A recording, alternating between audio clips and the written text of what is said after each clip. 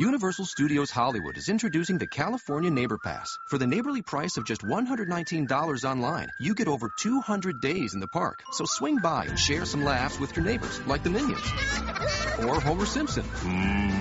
Go nuts. Even go on an adventure with Harry Potter. Stay close and follow me. Visit UniversalStudiosHollywood.com to get over 200 days of thrills, laughter, and wonder with the new California Neighbor Pass for $119 online. Pass valid for 9 months from selected first visit date. Blackout dates and restrictions apply. Blog Talk Radio.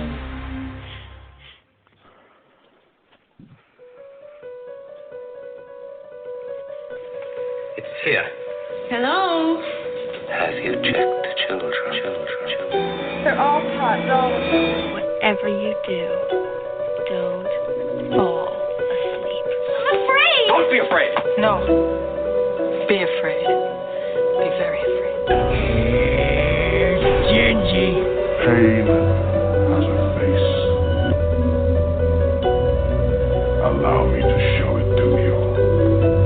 Gentlemen, I am pain. I met this 6-year-old child with this blank, pale, emotionless face.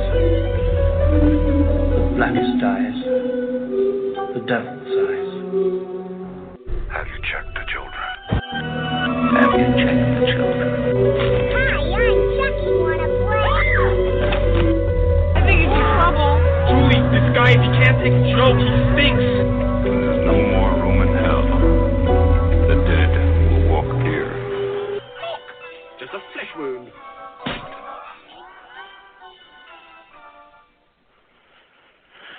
Good afternoon, Flesh Wound Radio freaks, and welcome to a brand new episode of Horror Society Presents Flesh Wound Radio. I am Daniel Shine, joined once again by Todd Loya. Todd, how goes it? It's early. It's early for me. It's 3 o'clock here. It's noon there. You've probably been up longer than me, but still, it's early for both of us. It's weird today. Yeah, I've been up, since like 7 a.m. right here. I guess you got to get used to it with the baby coming. Yeah, and then it's already, for us, it's already back to school schedule too, so. Yeah, it is here too. My nieces and nephew went back this past week. It's kind of nice here because school starts like a little later, an hour later or so than it used to, at least when I was going to school. So parents, I guess, get to sleep in.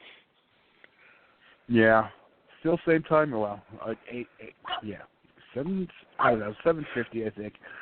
But yeah, this going to school in August is new for us. Yeah. No, I don't know if it's my memory playing tricks on me, but I always thought it was like the end of August when I used to go back to school. But I was in Catholic school at one point, believe it or not. I was in, so I was kind of all over. But yeah, I don't know. Summer went by fast, but the only good thing about that is Halloween is on the horizon. I'm eagerly anticipating the stores to start putting their stuff out. One local grocery store did have a few things out, so I'm like, let's clear all the back-to-school shit off the shelves and let's get the stuff up and get ready. Well, yeah, once that back-to-school stuff disappears, it's the Halloween section. Yeah. No, I was at Walmart, Target. Ironically, we have everything out here, and I don't know why, but it's like 40 minutes to the local Kmart. Kmart's kind of like a low-rent Walmart at this point, but at Halloween they usually do have some different stuff. You know what I mean? Yeah. I was going to say, I remember when they were the low-rent Target. Now they're below Walmart. Yes. It's been a while. Although there is no People of Kmart site, so, maybe somebody's got to get on that. I was going to say, you better go buy that domain now. Some fucker listening right now is already doing it, God damn it, and I'm just going to get pissed.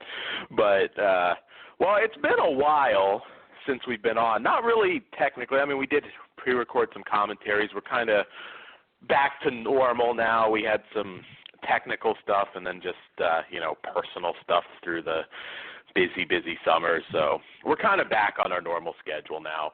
And we'll be back next week. There's no, it won't be a commentary. We'll have our regular format. News-wise, obviously not going to cover everything we missed because, that'd be a whole show. But, Todd, you did have an interesting story that actually might be a review for us next week as well, if you want to tell our listeners about it. All right. Well, Anchor Bay was set to release this past Tuesday, August 2nd, Into the Deep, which stars Mandy Moore, and it was directed by Jonathan Robert. I'm butchering his name. It's Johannes No Robert. one knows who he is anyways. He directed The Other Side of the Door. Johan? Yeah, maybe that's it. Starring Mandy Moore, Claire Holt from The Vampire Diaries, and Matthew Modine. There's his name. Hey, Cutthroat Island. There you go. I would have went He Full used Metal to be Jacket. someone 20 years ago. What? Gross Anatomy's not a classic? There you go. Yeah, that was a little bit before Cutthroat Island. I was just kind of like mentioning the last movie he was relevant in. Oh, okay. Dark Knight Pervy Rises? boss on Weeds. He's done some TV work. He was the pervy boss on Weeds. He was. He was good in that. He's still alive. Originally, yeah, he is. Well, apparently he's in the Deep, formerly known as 47 Meters Down. And at the last minute, Brian Allen's entertainment studio has acquired North American rights to the 47 Meters Down from the Weinsteins and will distribute it on 2,500 plus screens using the original title of 47 Meters Down through the distribution company Freestyle Releasing. So basically, this is an odd situation we've never really had before, where it was days away from coming out on DVD, and another studio somehow got the rights from the Weinsteins, I'm assuming they paid them a shit ton of money, and now it's going to go theatrical next year. This is, I can't recall, and 2,500 screens, I mean, it's not, not Star Wars, but that's pretty significant.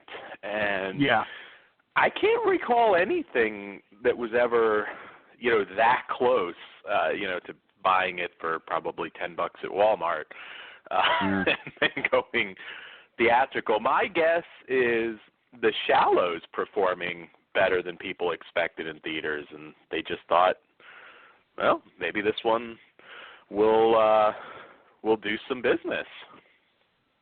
Maybe we'll get Deep Blue Sea too. I don't hold your breath. But I mean, it was literally screeners were sent out. It was stores got them. I mean, it's just last minute. I know that there's out there. I mean, let's be real. In all honesty, this is not going to be. How do I put this down? It's going to be heavily bootlegged at this point. Oh, yeah. I mean... Well, we're going to have a review next week, probably. Yes. Through legitimate means. Through legitimate means, yes. Some of those things slip through. Some review copies got out, and stores are selling them. I feel like I want to say what store's selling them, but should I just say where they've been spotted? Until you want to go check it out for yourself, yes.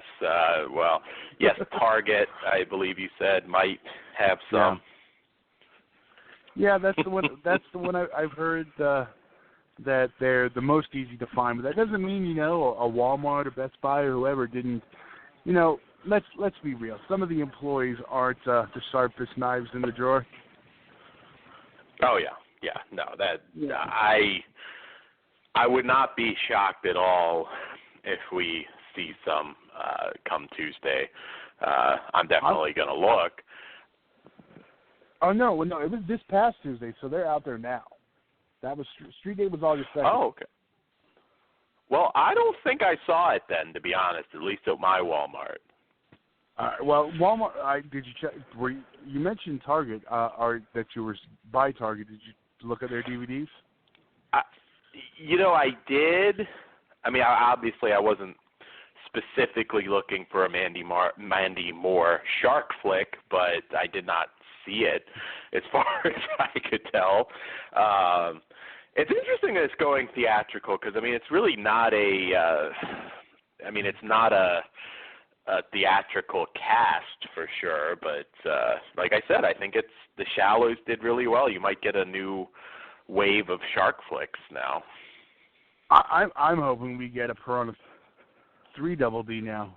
Hey, it's underwater.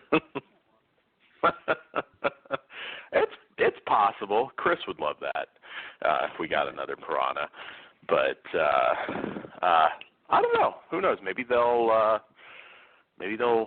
like you said. I mean, hey, maybe we'll get Deep Blue Sea too. You never know. Saffron Burrows could come back. It's possible, but yeah, we'll have a review for that for you guys next week. You'll know if it's worth spending your theater dollars on.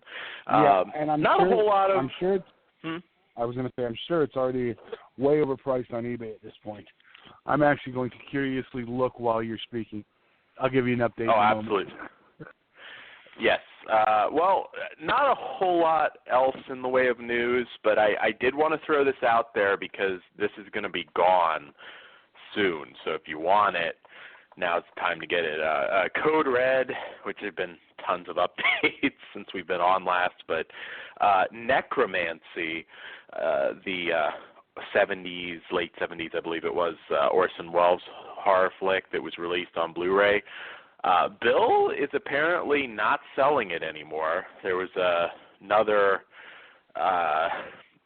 sort of incident with somebody saying it was cut because they remembered extra nudity at a screening ages ago. That movie's got an interesting history. I have it, and thank God I have it because I don't think he's repressing, he says. He sold apparently most of the copies, which would make this one of the better Code Red sellers, actually, to do it that fast. But Diabolic and a few unnamed third-party sellers should be getting the last copies of it. Well, they should probably have it about now because this was from almost a week ago. So if you want that one, get it because the prices are going to start to go high. Did you get that one, Todd? No, I have not yet, and I was looking at Diabolic right now, and I searched it, no match. Oh, okay. Well, maybe they don't have it yet. I mean, they said this week, so, they should be getting it any time. If you want that one, I would get it. House on the Edge of the Park also just came out. I got my copy of that, I believe, yesterday. And there's several other ones now that they've announced. Code Red's got, I swear I'm not exaggerating, like 3 or 4 years worth of releases that have already been announced. I know Black Cobra Woman is coming to Blu-ray for one. I saw that. As Emmanuel and the Deadly Black Cobra. I kind of prefer that title anyways. That is coming to Blu-ray. God, they even have a retro documentary called Being Different coming to Blu-ray. They're announcing them left and right. The Slasher is coming to Blu-ray. He signed that deal with that Italian company, so you're getting a lot of rare titles that are coming out. A lot of horror, a lot of some giallo. Enigma Rosso is coming out. Oh wow, there's a ton. I can't go over them all, but there's a lot. And if you want Necromancy, I'd grab it ASAP. So, Todd, did you have an update on that one? Surprisingly, I could not find it on eBay. Oh, okay. Well, hey, maybe they really did put the lockdown on it. It is a bit of a generic title, though. I keep finding. Oh wait, no, there it is. $50 buy it now. 2057 bids. 59 buy it now. 47 buy it now. Ooh, here's a deal. You can bid for starting at 49 or buy it now for 100. 59 buy it now. $10. Because people just can't wait for a fucking Matthew Modine, Mandy Moore shark flick. There is somebody paying $100 for that shit. I think I'll wait. But we'll have a review for you next week, so don't spend that $100 yet. Yeah, wait a week. Yes, absolutely. We'll let you know if it's worth it. We will let you know if it's worth that $100. That's tough though, because not a lot of Mandy Moore shark flicks are worth $100. But hey, this one might be. You never. I don't know if she has made another shark flick. I'll have to IMDb her later, but she probably has. But well, hey, fuck it. Speaking of sharks, I guess we'll kick off our. Todd, is that you beep? What? Was that you that made a beep noise? Maybe that was on my end. I didn't hear a beep. I can make a beep if you want one. No. There you go. That's a beep. I don't know. It's probably something on my end. So at least nobody else is hearing it. Sharknado 4. I was going to say, that's my whole sound effects bank. There you go. You can just hit it to fuck with me. I'm thinking that I'm hearing things in my head. I'm used to hearing things in my head, though. If you go over the line, I'll just start bleeping you. There you go. I've got the Orton disease. What can I say? But anyways, Sharknado: The Fourth Awakens, which just aired this past July 31st. This one follows Finn, his family, and the cosmos have been blissfully Sharknado-free in the 5 years since the most recent attack. But now the sharks and tornadoes are being whipped up in unexpected ways and places. Las Vegas, of course. They may run out of cities soon, but, we get a few more. We'll get a few more out of it, but, this was on TV, so I don't have much of a synopsis, but, you get the gist of it. There was a longer synopsis, but we'll get into it. You know what Sharknado is. Enough said is the first film's tagline. So, Todd, I got to ask you, did it seem like the hype to you was not as big this year? It didn't seem like everybody was at their computers talking about it like they were last year, where, I swear to God, all of Facebook was watching the movie. It seemed like this might have been the first year where it wasn't as big of a deal. Are you saying that Sharknado jumped the shark? Absolutely. That was too easy not to do my punny reference. You know what? I honestly think, I made mention of this, that it was the first time it aired on a Sunday. I think, being the fact it was still the weekend, kind of killed some of that, because you put it on Tuesday where it normally is, and people are home on a Tuesday night. Nope. Yeah, that is true. I'm assuming they didn't want it to, mess with their flagship Tuesday night show on USA on their sister network, but I think Sunday was a bad call. Yeah, that is true. I forgot that, it was weekday last time because, I talked to a few people that were, even, I'll be honest, I didn't even watch it live. I forgot, and it was about an hour in, and I caught it on my DVR. Yes, you did remind me. That's bad. You're normally like, are you watching? Yeah. I had set it to record weeks ago, and I got busy. We've had company like all summer, so it's been busy, and I just forgot. But and I don't know. Maybe it's at a point reason, now where it's not as big of a deal.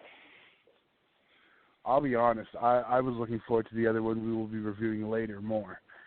And honestly, I think you noticed the change in the Sharknado format, didn't you? Oh, yeah. No, this was, it's weird. I mean, there's a lot to talk about with it, but, there were a couple things that I marked out. I'll start with the good before I get into the bad. I marked out huge, and I know you did as well, for the Texas Chainsaw Massacre portion of Sharknado with Caroline Williams, Dan Yeager, and for some strange reason, I guess Dog the Bounty Hunter, doing the Texas. That was probably the highlight of the entire movie for me, was the Texas Chainsaw Massacre reference. Yeah. And one scenes, I should say. I agree. I wish they would have got someone else other than Dog, but, I'm sure they couldn't afford Mosley. He's too good for sci-fi. Yeah, honestly, he's still pretty active. Probably got a convention this year. So. Yeah, you would think, though. I mean, a lot of people are watching that. I mean, I'm not saying being in Sharknado is going to help your career necessarily, but hey, a lot of people are watching you. Yeah. Yeah, I was thinking, there are other people you could have gotten from Texas Chainsaw Massacre. I mean, you could have gotten Ed Neal. I mean, there's a lot of William Bale. I mean, there's a lot of people that I'm sure would have been happy to do it, but I don't know. Maybe they had Dog and they were just trying to decide where to put him, and they just thought, fuck it, he could have been Leatherface at some point. Is he from Texas at least? I don't think so. Isn't he from, Hawaii or something? Yeah, see, I was thinking, if he's from Texas, I guess it would make sense, but whatever. I'm not a fan, so I don't know much about him. Yeah. I just know he's with Hogan, and he likes to drop the N-bomb. That's all I know about him. Yeah. He caught that rapist dude in Mexico and got famous. That's all I really know about him too. But speaking of the celebrity cameos in this one, that is one thing that I thought was a little weaker. I don't think they got as much out of the celebrity cameos. I mean, Wayne Newton was there. I don't even know if he even died. They had fucking Crisley, that dude that's always advertised during Raw's reality show. It's kind of like they were, I don't know, scraping the bottom of the barrel a little bit on the celebrity cameos. Yeah. Who do we got on our network? Yes. Yeah, I don't know. I did like the opening. I thought the whole, pirate ship thing, it was a pretty fun opening. I enjoyed the movie. This is by no means a bad review so much. I just kind of feel like the mania is died down for this now. It's there. It is what it is. But it's not the same pop culture phenomenon that it was. That's all. I liked. Let's see. What else did I like about this one? I liked Gary Busey being in it. I kind of wish he had a little more to do, but I was glad to. Something about Gary Busey and Sharknado just makes a whole lot of sense to me. Tommy Davidson, seeing him, that was pretty cool. But I don't know, like you said, when one of your big celebrity cameos is Carrot Top, you're in trouble. You've gone through the list. Yeah, well, it made sense, though, because they were in Vegas. That's true. I saw Carrot Top once. The show was pretty good. I'm guessing that means they couldn't get dice while they were out there. So let's call Carrot Top. Yeah. Well, you know what I complained? No bunny ranch scene. Why didn't we have the fucking sharks coming down on Dennis Hoff down there? I mean, we already have one Hoff in there. We could have had Dennis Hoff. We could have had like a Cat House homage. You could have had like Air Force Amy chainsawing them with the dildo or something cool. Maybe for the unrated DVD, Blu-ray. The DVD. Exactly. We could have gotten a little gratuitous nudity in Sharknado. That could have been a first. The Cat House scene could have injected new life. And maybe that's the missing Lamar Odom cameo. Shark goes to eat him. He's already OD'd. Damn it. Shark just flops out of there disappointed. It's not fun. No, he dies from ODing too because he ate him. There you go. Hey, there you go. Maybe Ian Ziering throws Lamar Odom into the Sharknado and they all start chowing down. That could have been the finale, Todd. They take Lamar Odom and they just shoot him into the Sharknado. And Charlie Sheen. If you're going to give the Sharks AIDS, Todd. That's just tasteless.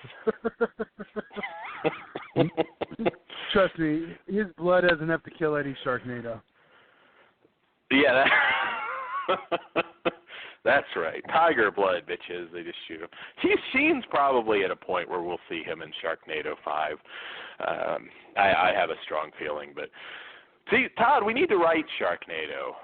Everybody would love it if that ended with shooting Lamar Odom into the Sharknado. That would have been awesome. Maybe a shark bites Kim K's ass. There's all sorts of funny stuff. They just didn't deliver as much as we could. That's all I'm saying. But yeah, I think ours would have to be on a pay network, though. I mean, we might have shark rape and all that stuff going on. That is true. That is true. It would be a little less tasteful. A little less tasteful. Instead of the Boulder, what was it? The Boulder NATO, we'll have a rape NATO. There you go. Kobe Bryant, another basketball player, could be in there if we're going with that theme. I don't know, maybe Pat Patterson's in there. Oh, and Fabulous Moolah. Tastefully played over. We'll have some David Hess music in the background during the scene. There you go. There you go. Well, this is not so much a review now, but hey, it worked. It worked. Hey. Well, Pat, did you like? I mean, out of the 4 now, do you have a preference? I honestly say 2 is probably the top. Because I did enjoy 2 also. I did enjoy 3. We had, we'll get into this later too, I'm assuming. Last year we had Lava Lantula that we both thought was better than Sharknado 3. Yeah, that's true. Yeah, well, definitely better than 3. Yeah, I would agree with that. I'm kind of at a point. I mean, you and I both like these sort of bizarro. At this point, bizarro is the only word I can think of to describe them. Creature features, but there are times I'm watching it and thinking maybe they're going a little too over the top. It'd be nice to see. Because believe it or not, there have been some genuinely good sci-fi creature features. I'd throw out Larva. It's one I thought was pretty good. Mosquito Man, or I think it was Mansquito, when it aired on TV. There've been more than a few that are pretty good, and now it just seems like they're trying to top each other on the wacky out there nature of it. And I don't know. I'd like to see some more just straight up creature features. But having said that, I got a few good laughs. You also had your trauma homage in this. I'm surprised you didn't mention that yet. Well, I was going to get to that, but I noticed that they went to a lot of, more than any of the others, the format felt more like a series of little vignettes with building up to an homage. We have the Christine one, the Trauma one, the of course the Leatherface one. I want to say there was a couple others that I'm not thinking of off the top of my head. Yeah, there were a lot. But I mean, it felt like that, and I'm like, I get that they wanted to turn it into a road picture, so you kind of have to do little stops and do that. But how much more can you do with the basic storyline? I think it almost, they're at a point where, I mean, holy fuck, we're on our fourth movie about a shark tornado. You know, and how the fuck there's no story left. Yeah, and how the fuck is Tara Reid still fucking alive? Well, not that, yes, and that, I was going to bring that up. Was there not a vote whether she was going to be dead? I guess it's like a technically we killed her sort of deal, but why did we need Tara Reid back? I would have preferred Ian Ziering to be, I don't know, hooked up with somebody new, somebody cool. What's her name? Tara Reid. The way they were going, was it the last one they were going the direction of the other chick, the dark-haired one, and I can't think of her name. She's Nova? Nova. Was it Nova? I thought that. Yeah, was it Nova? Yeah. I'm pretty sure. I thought their chemistry was better together. I liked, it took me a minute, and then all of a sudden it clicked. His niece was the daughter from George Lopez. I was like, that's why I know that chick. Mm-hmm. Yeah, I don't know. I mean, obviously we're going to get another and probably another, and I'm all fine and good with it. But I don't know. I think the super hype now has sort of died down. But hey, they still had Al Roker. At this point, I'm hoping Roker gets a starring role. At this point, I want it to be like a road movie with Ian Ziering and Roker fighting sharks. But didn't they get killed in the last one? I don't think so. I thought maybe Lauer might have bit it, but I don't think Roker did. I'd have to go back. At this point, who cares? I mean, even if somebody dies, they can just go the Kenny South Park route. I don't know. I think for the future, and we'll rate this one in a little bit, we need a Versus movie. You know what I want at Versus? Then I might bring it down a notch. Well, you had the crossover with Gutenberg, with Ziering as well. So, well, we had it both ways because in the first Lantula we had Ian Ziering, and this one we had Gutenberg with Christine. Why, I don't know. Yes. and you know, they made the mention in the first Lantula of, you know, Ian Ziering's like, oh, I got some sharks to deal with, and in this one we had he's got spiders to deal with, right? He said something of spiders. Indeed, same universe. It could happen. I honestly think that would be the best thing, and maybe it'll depend how well Lantula performed, but they just need something. I know at this point this is not a franchise to be taken seriously at all, but they need something. I don't know, maybe it can be Sharknado versus Sasquatch, or I don't know. There's a lot of different things that you could potentially do, but they do need a different hook, I think, at this point, because I don't know. A new city again is just not gonna cut it at this point. I don't think there's anything what do they particularly. Have left? I don't know, because they've jumped through multiple cities now. I mean, there's random cities you could still go to, but it's just not as. I don't think it's going to play as well. I don't know. Maybe you could send them to Texas, I suppose. I don't know if I had to guess, but like you said, maybe you'll get more of your Texas Chainsaw Massacre people. Have it in Dallas. We'll finally get Bill in there. I already know who the wrestler has to be. Absolutely. We're gonna stun a shark. Super kick a shark. I thought Austin first, but I think he might be too picky. I think we'll get an HBK win after that. Sweet chin music to a shark. I will vote for that. That would be pretty fucking cool. And if you get like Mario Lopez, and you can get a Pacific Blue reference in too. Hey, yeah, that is true.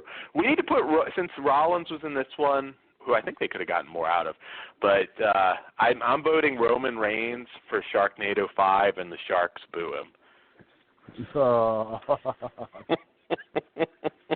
They won't even attack him; they just boo him. But anyways, I guess time to rate this one. Oh God! You want me to go first? Yeah, you can go first on this one. I kind of went back and forth between average and a little above. And this is on a creature feature scale. I wish we had a 2.75, but I'm just going to give it a 3 because it was entertaining enough. That I was kind of more between a 3 and a 3.5 because it still was, but I'm going to go with a 3 too. It definitely could have gotten a little more. Although, having said that, there were at least more than a few parts that were highly entertaining. I love the opening, the whole pirate ship thing. I would have liked a little more in Vegas, to be perfectly honest. But Texas Chainsaw Massacre part was pretty awesome. You know what? Fuck it. At 3.5. I'll give it a 3.5 because Sharknado 2 on that scale would have been still much higher. My only thing is that it just wasn't quite as good as Sharknado 2. That doesn't mean it's not good. So, hey, there you go. If you like the other ones and you kind of are still sticking with the, as Todd said, the vignette sort of format, it works. It works. It would have gotten a 5 if there were a scene in the Moonlight Bunny Ranch, though, and they didn't. So there you go. That's Sharknado 4. If it somehow happens on the DVD or Blu-ray, we'll make sure to revise our rating.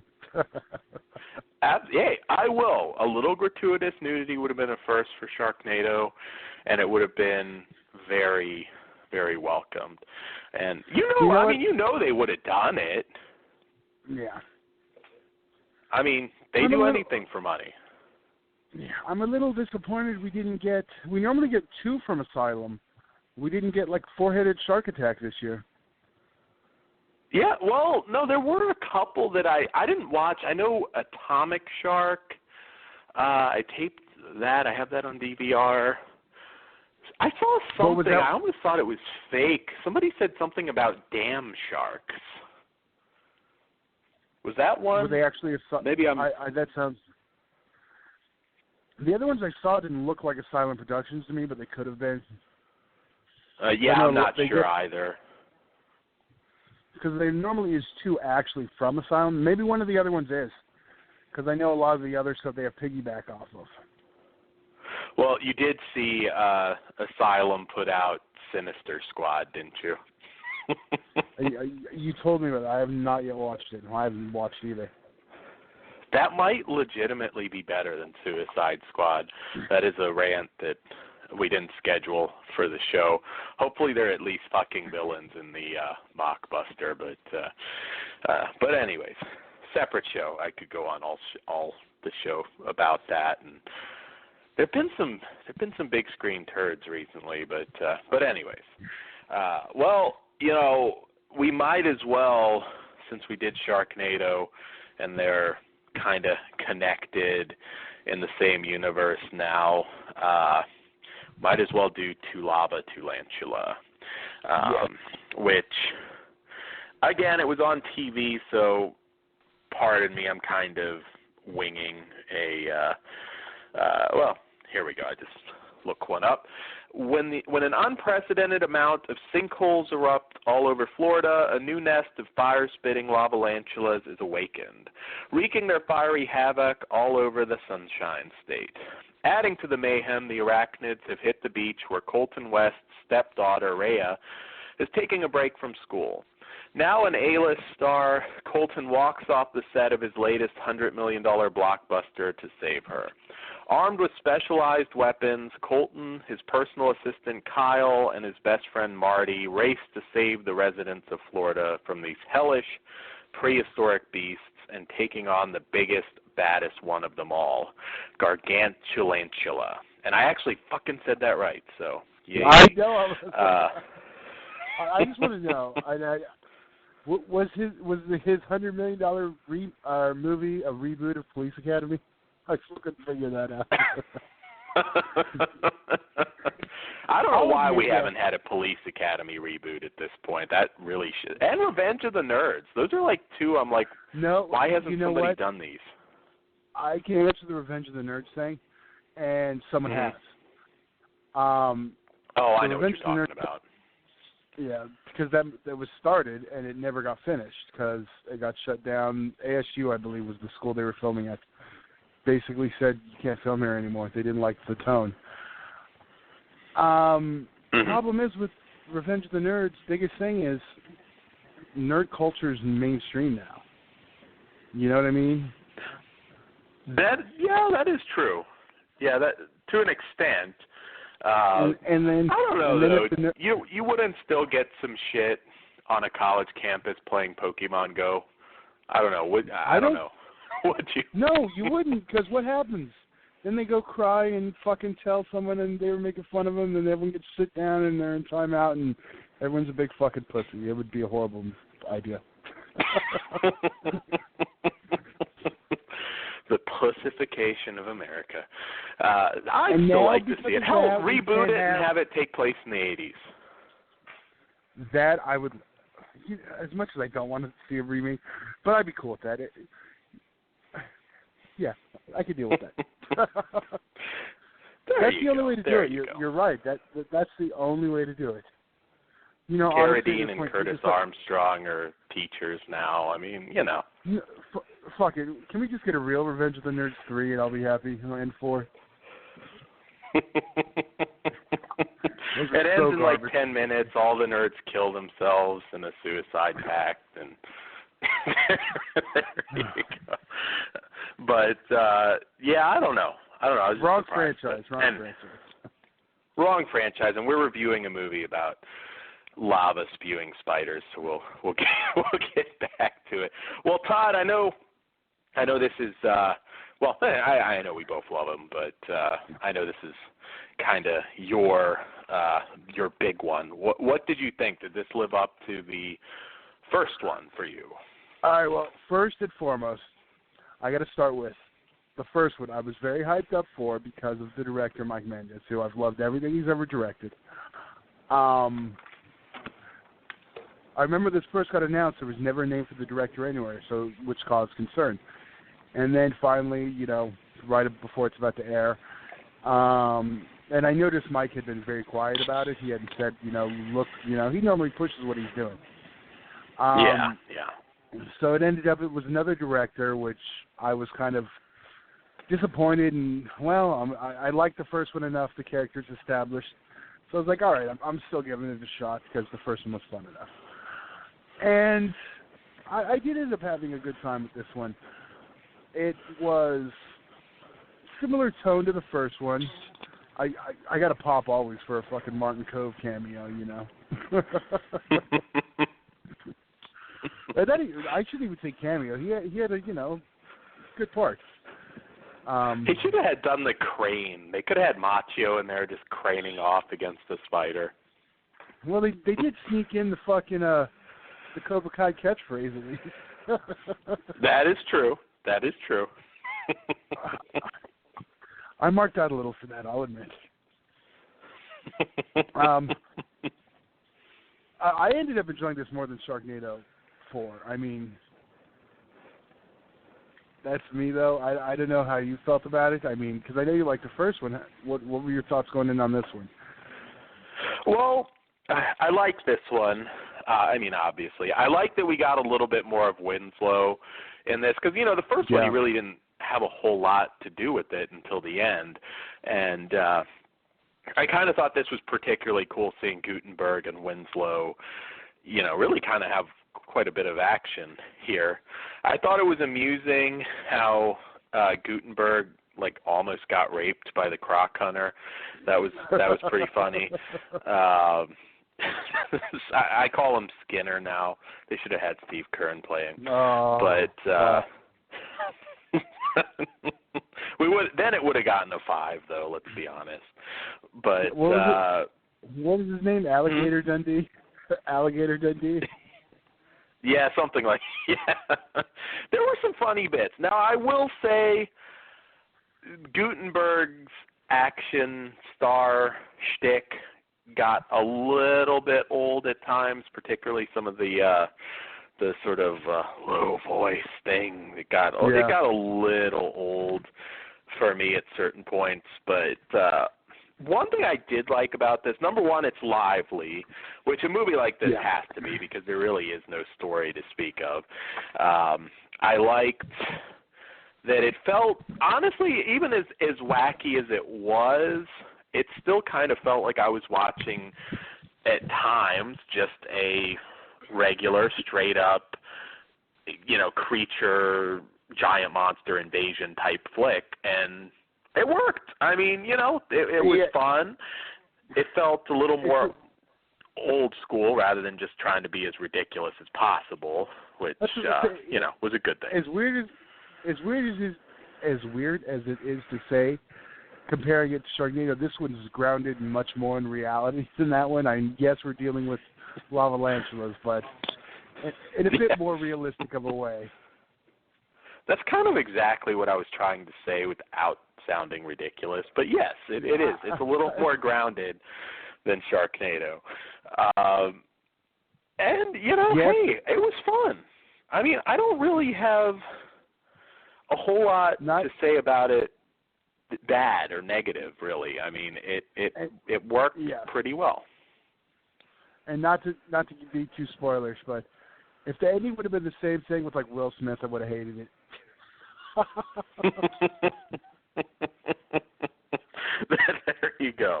There you go. Well, and I like I said, Gutenberg's pronunciation and just the way he talked, that shtick did get a little old for me. But it was so lively, it didn't feel like you were lingering too much with it. Being that this was in Florida, would it? I have a couple of things that would have made this better. Would it have been insensitive if a lava stingray killed the croc hunter? Oh, that would have been fucking hysterical. They just needed the balls to do it. It's been enough time now. It might have been funny. I was also going to say, what if lava gators invaded Disney?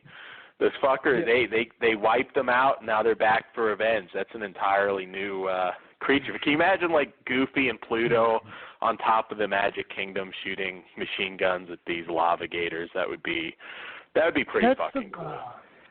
That's the problem. Everyone's so goddamn PC. They would have made some fucking joke. Everyone would have got all butthurt. But it's fucking funny. I mean, I was reading something today, and was talking about the Chappelle Show. Can you imagine if that show was on now? Oh yeah. Key and Peele never scratched the surface that they did then. It's just in that short 10, 12 years, how pussified we've got. Fuck, it's annoying.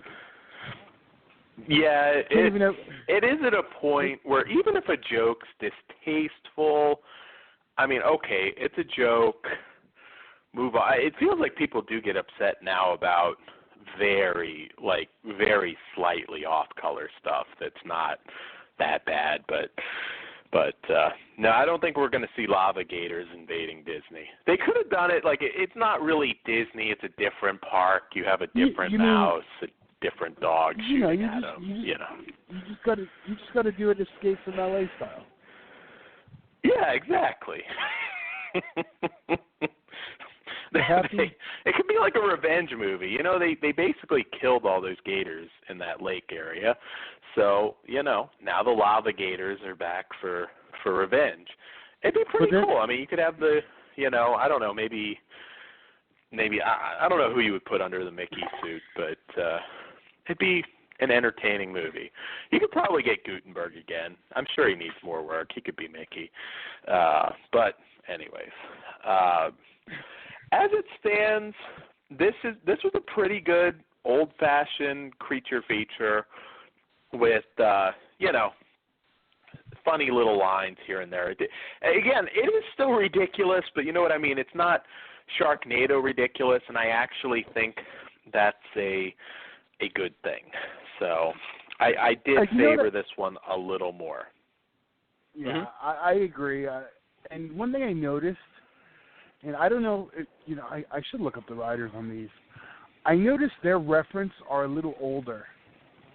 It was the same with the last one. Like they don't do modern reference like you have the Miami Vice one, the Crocodile Dundee. There's a few others. Jurassic Park, the banner, and the sort of the raptor scene. But I mean, they tend to do. They're not trying to be as topical, so it doesn't get as stale quick. They tend to go with stuff that has staying power. Because I guarantee you, if we sat down and watched Sharknado 1, there'd be so many outdated references that were like hot at the time that no one remembers, and you'd be like, "Oh yeah, I remember." Yeah, this Tulaba Tulantula you can watch 10 years from now, and I guarantee you, Jurassic Park, all that stuff is still going to be relevant. So, it's still alive. It seems like they'll have a longer viewability. I don't think I've ever went back and revisited Sharknado for just the reasons I've said. I mean, I have a feeling it's going to be like, wow, this is so out of date. They're built for the moment and the airing versus for a bit of longevity. Well, in 10, 20 years from now, watching Sharknado 4, doubtful a whole lot of people are going to remember Carrot Top or Wayne Newton. They sure as hell won't remember Crisley. So, they are definitely movies of the moment, while this, I'm not saying this is like classic, but, I think it will be one people can still watch. Yeah, I will. I don't want to sound like I've said this is the greatest thing ever, and it's going to be there with Leatherface and, Texas Chainsaw Massacre. Fucking Ed Leatherface, Part 3. Yes, I know there's another new one called Leatherface coming out also, but whatever. I'm just saying you'll be able to watch these in 5-10 years, and the references will make sense, which is good. Yes, absolutely, and like you said, a lot of it was pretty funny. I like it when the ginger kid just looked at the one guy and said, "I love Straight Outta Compton."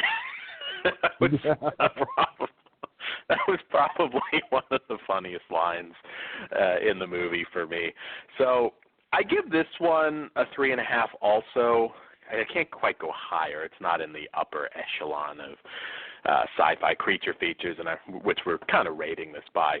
But I do favor this one a little bit. I actually was watching it and thinking, I'm having a little more fun with this. So there you go. I'm the same way. Well, I don't think it's as good as the first. The first I gave a 4. This one is still, while it's a bit of a step down and not, like I said, I prefer the first. It's a step above some of the more recent Sharknadoes. I give it a 3.5. Yeah.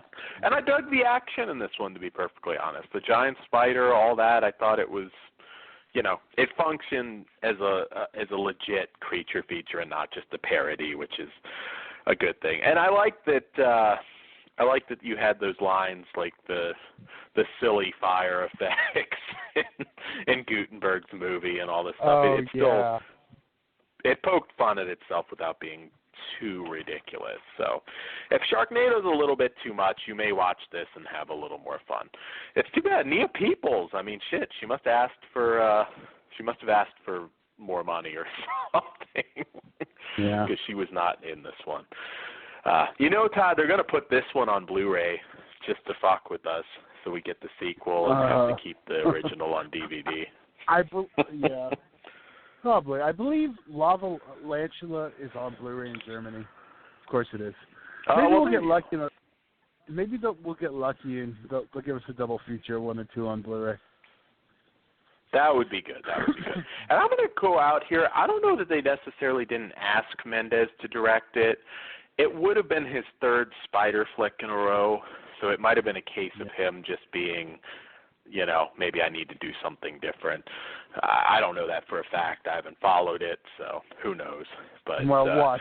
But anyway, we'll get Big Ass Spider 2 now, and it'll destroy your theory. No, I can't remember possible. What didn't they tease something at the end of that one? It was. Yeah, I think they did actually, if I remember right. I mean, he does make a good Spider movie, so. Yeah, I can't. Yeah, if you want a good Spider movie, I definitely recommend Big Ass Spider. Well, do we have a song tonight? I didn't even have a chance to ask you, and I hate putting you on the spot, but I think people know now. Oh, shit, I do, actually. Oh, there you go. Oh, shit implied you didn't, so I was like, okay, well, that's okay. We can keep going. Give me the boards being a little I was going to suggest Candy Tangerine Man, but I didn't know if that would be a hard one to get. Or Petey Wheatstar. I mean, there's a lot of different ones for this week. There was, and I went completely the opposite way with the easy way because I almost forgot to put something on. We're getting the That's okay. Yes. I don't think I've done this. You can just play the Poonies every week. We could have the Poonies theme song every week, and that'd be fine. I'm sure you would be, but then we'd have the White Bumbusters fans up in arms because that wasn't our theme every week. Oh, yes, that's true. So what do we got? We'll be back. Or are you just stalling for time and am I putting you on the spot? No. This is from Friday the 13th, Part 7 of New Blood, just because. We'll be back in a little under 4 minutes. All right. Sweet.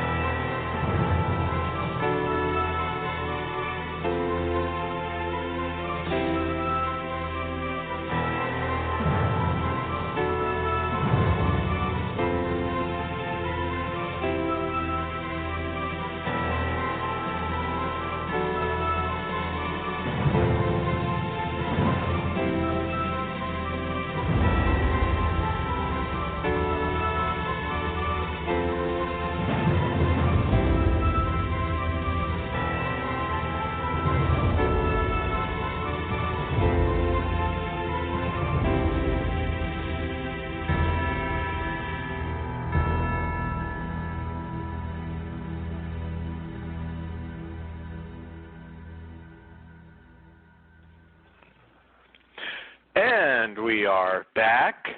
Always good to hear the classics there, Todd. You hear me okay? We're back live. Yeah, I just hear a weird beeping. Oh, there you go. There you go. Well, you hear me okay now, correct? Yeah, I just had to get my beep fucking in with you again. There you go. There you go. I don't know. I never know if I'm just hearing things or you never know. But, yeah, Friday the 13th, 7.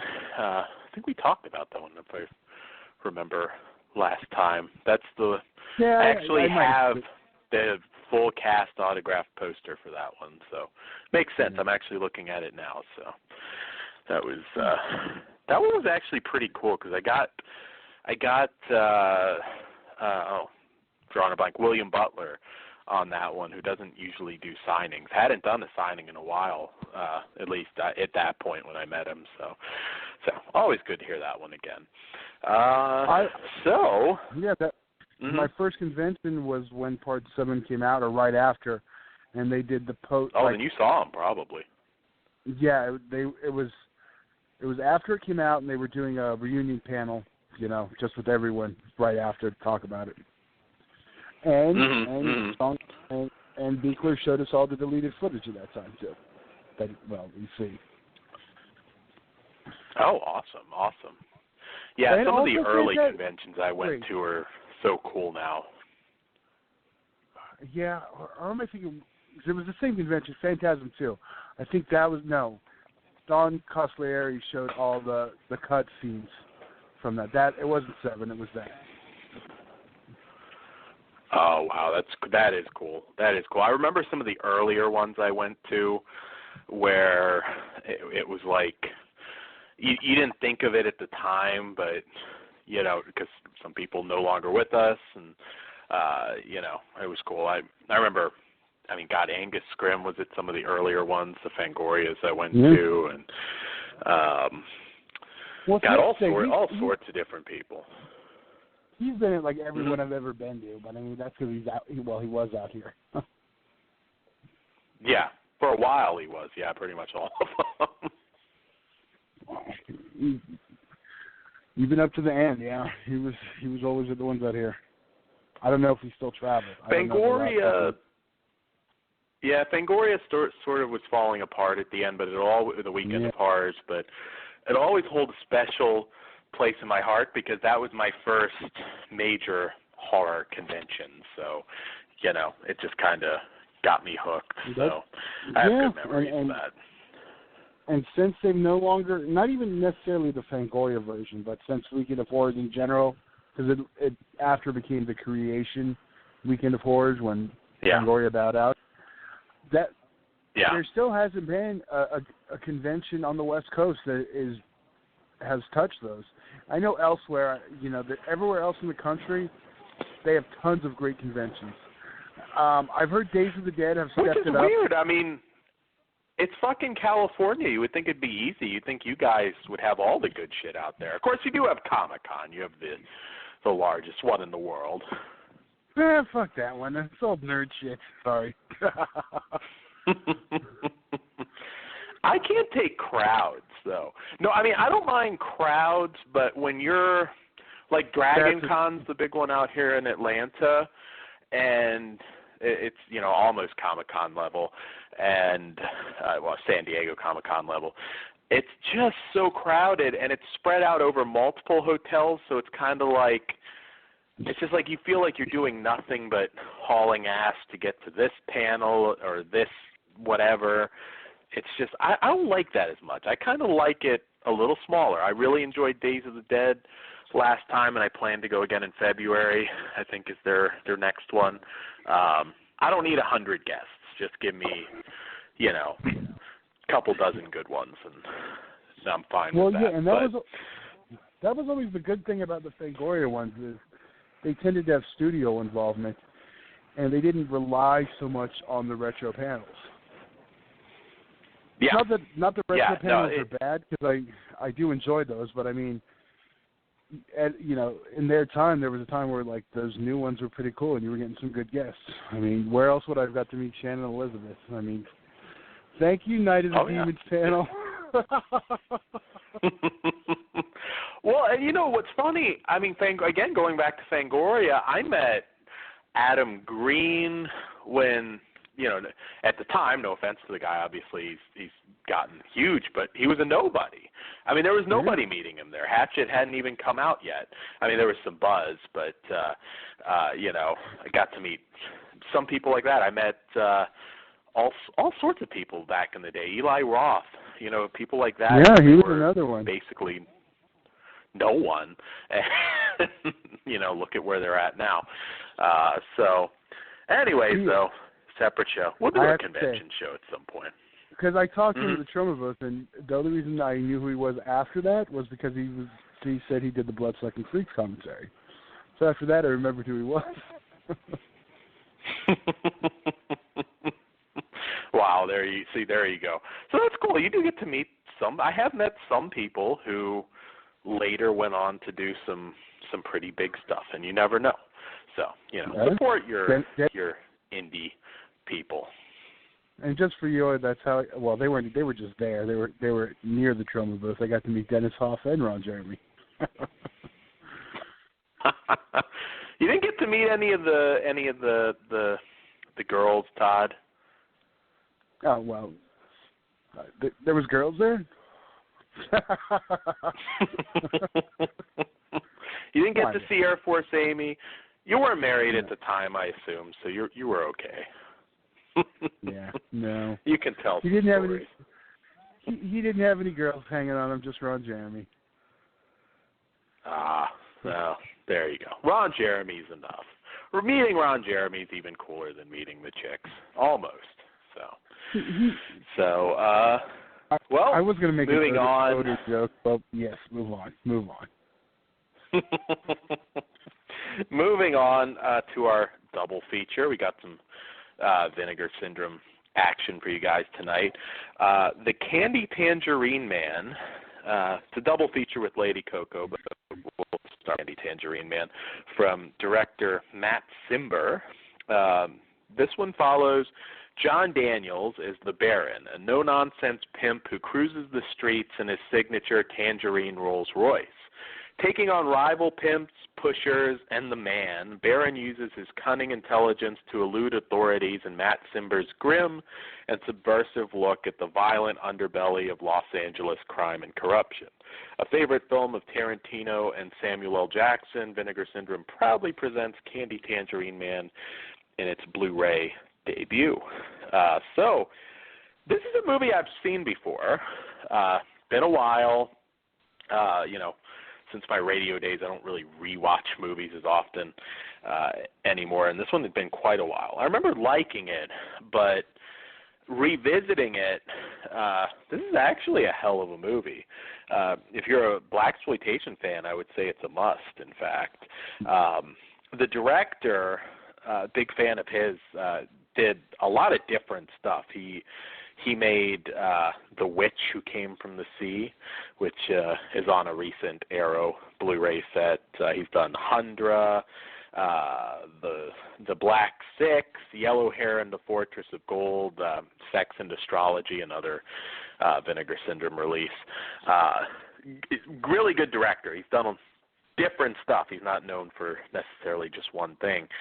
And this just had everything that makes the blaxploitation genre work. A really cool lead in the Baron. I kind of want to dress like him, but I don't think I could pull it off, and I definitely want the Tangerine Rolls Royce. You know, we'll see. It might happen someday. You can pull it off. You get the Tangerine Rolls Royce, you can pull off the look. I could. I can get the pimp hat. You know, it might work. I don't know. I'm very white, and I just don't think I could pull it off. But I really like this movie. It'd make a really good double bill with the Mac, actually, if you want to do a double feature night.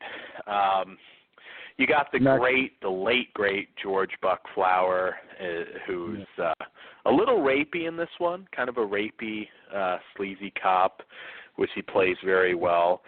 My favorite role now. Yes, absolutely. Todd's easy to please, just But wait till we get to after. It had. Yes, we'll get more perverted after, but I loved some of the lines in this too. I love it when Baron was getting confronted by the one dude who calls him a motherfucker, and he just goes, "The only mother I ever fucked was yours, and she was a shitty lay." They had some funny dialogue, man. It was great. But what did you think? I don't know where this ranks in the blaxploitation best of for you. It's funny because I also, when I haven't seen it in years, and it was a strong reminder of there is a lot of good blaxploitation out there besides the stuff that MGM has kept on life support over the years. And I mean, those tend to be the ones people talk about because those are the ones that MGM has made sure hasn't died. The Coffees, the Foxy Browns, and of course I'm always thinking the Pam Grier ones off the top of my head. The Bucktown, Sheba Baby, Friday Foster. Yeah, we could go on all day. But there's that whole catalog of the ones MGM's kept alive, and it's a reminder. There's especially with the Dolomites coming out, which we'll get to later. That there's still that while they're not. The other ones aren't the highest budget, films. There's still the lower side, the more indie ones like these that are just good films. Yeah. This one is surprisingly good when I watch it again. I mean, the dude even has like a fucking machine gun car. I mean, it was just really. There was some stuff that I just totally forgot for whatever reason. And it was so cool watching it again.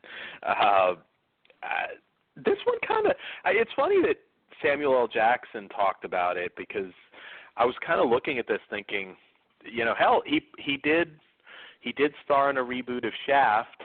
Maybe he can be the Candy Tangerine Man. I don't know. Maybe he's too old now. I don't know. But would love to see a Quentin Tarantino directed Candy Tangerine Man remake.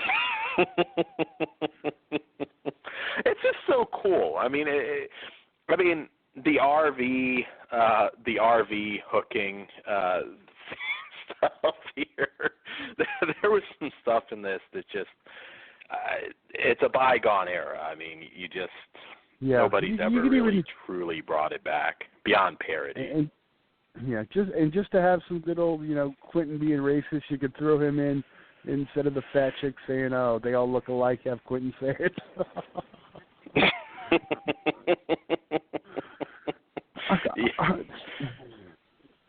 I want this remake to happen. Yeah, and it's a pretty sleazy movie too. I mean, you have the one hooker who gets her titty cut off, which was surprisingly brutal. There is some brutality in some of the blaxploitation movies, but not too many quite go this hard, at least in a couple scenes. I mean, it's a very funny movie, but that's by no means hard to watch or anything. But you had the golden shower obsessed John. That was kind of pretty edgy for the time. You have George Buckflower. Kind of semi-raping a hooker, kind of sucking on the hooker's boob, which is kind of funny too. So, an underage hooker too. Yes. Hopefully the actress wasn't, but at least the character was. The character. It was a 70s. It was. This is a wild movie. As far as blaxploitation movies go, it's probably one of the best, if not the best, of, as Todd said, the smaller, more indie blaxploitation movies of the time.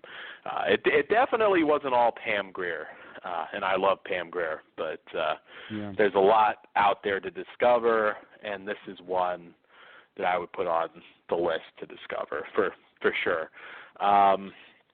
For me, this one, it's close to a 5. I mean, I'm giving it a 4.5, but in the blaxploit, it's very, very close to a 5.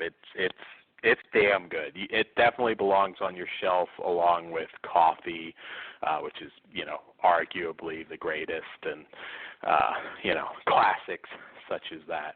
I would throw out The Boss there, too. That's kind of a blaxploitation Western, but I'm throwing that out there, too, one of my personal favorites. And yes, I know that's not the original title, but I'm not going to say. Okay. I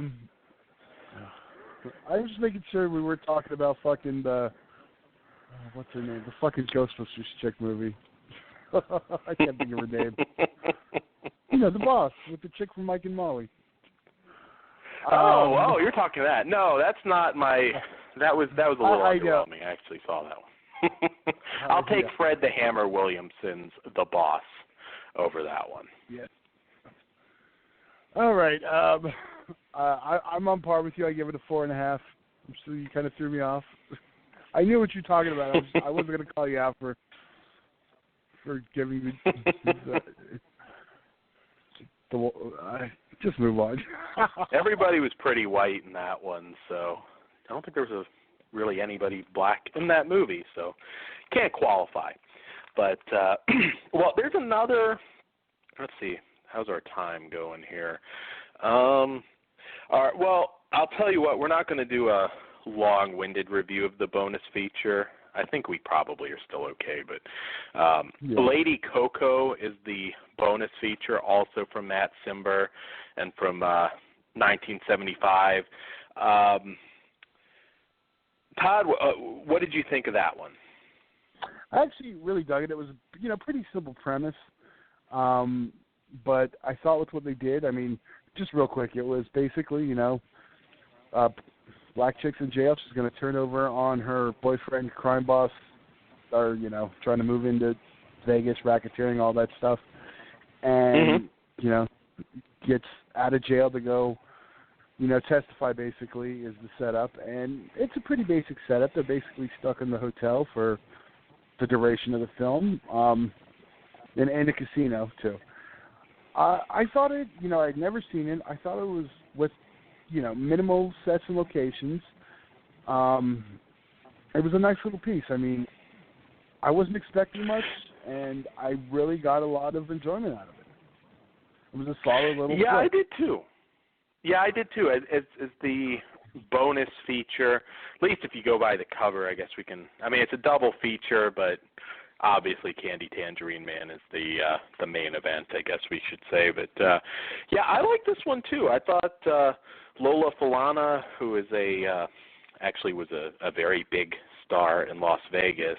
I thought she was interesting. She's no Pam Grier. She's kind of a pain in the ass kind of diva character, but I still really enjoyed her in this. There were some pretty funny scenes, and there is crossover. The racist cop from Candy Tangerine Man is a French room service guy. That was pretty funny.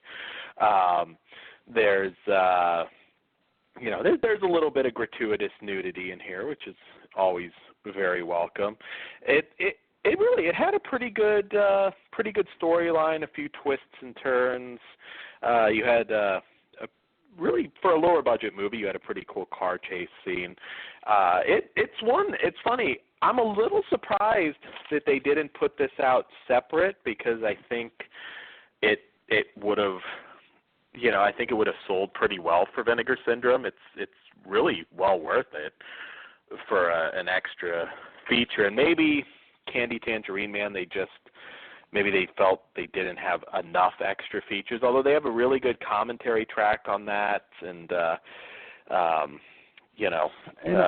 and I wonder with the blaxploitation stuff, I mean, other than like the name stuff like Dolomite, if it's a bit of a harder sell to sell those separately, maximize the value. That's true. I think that's more of a niche than a lot of their other stuff.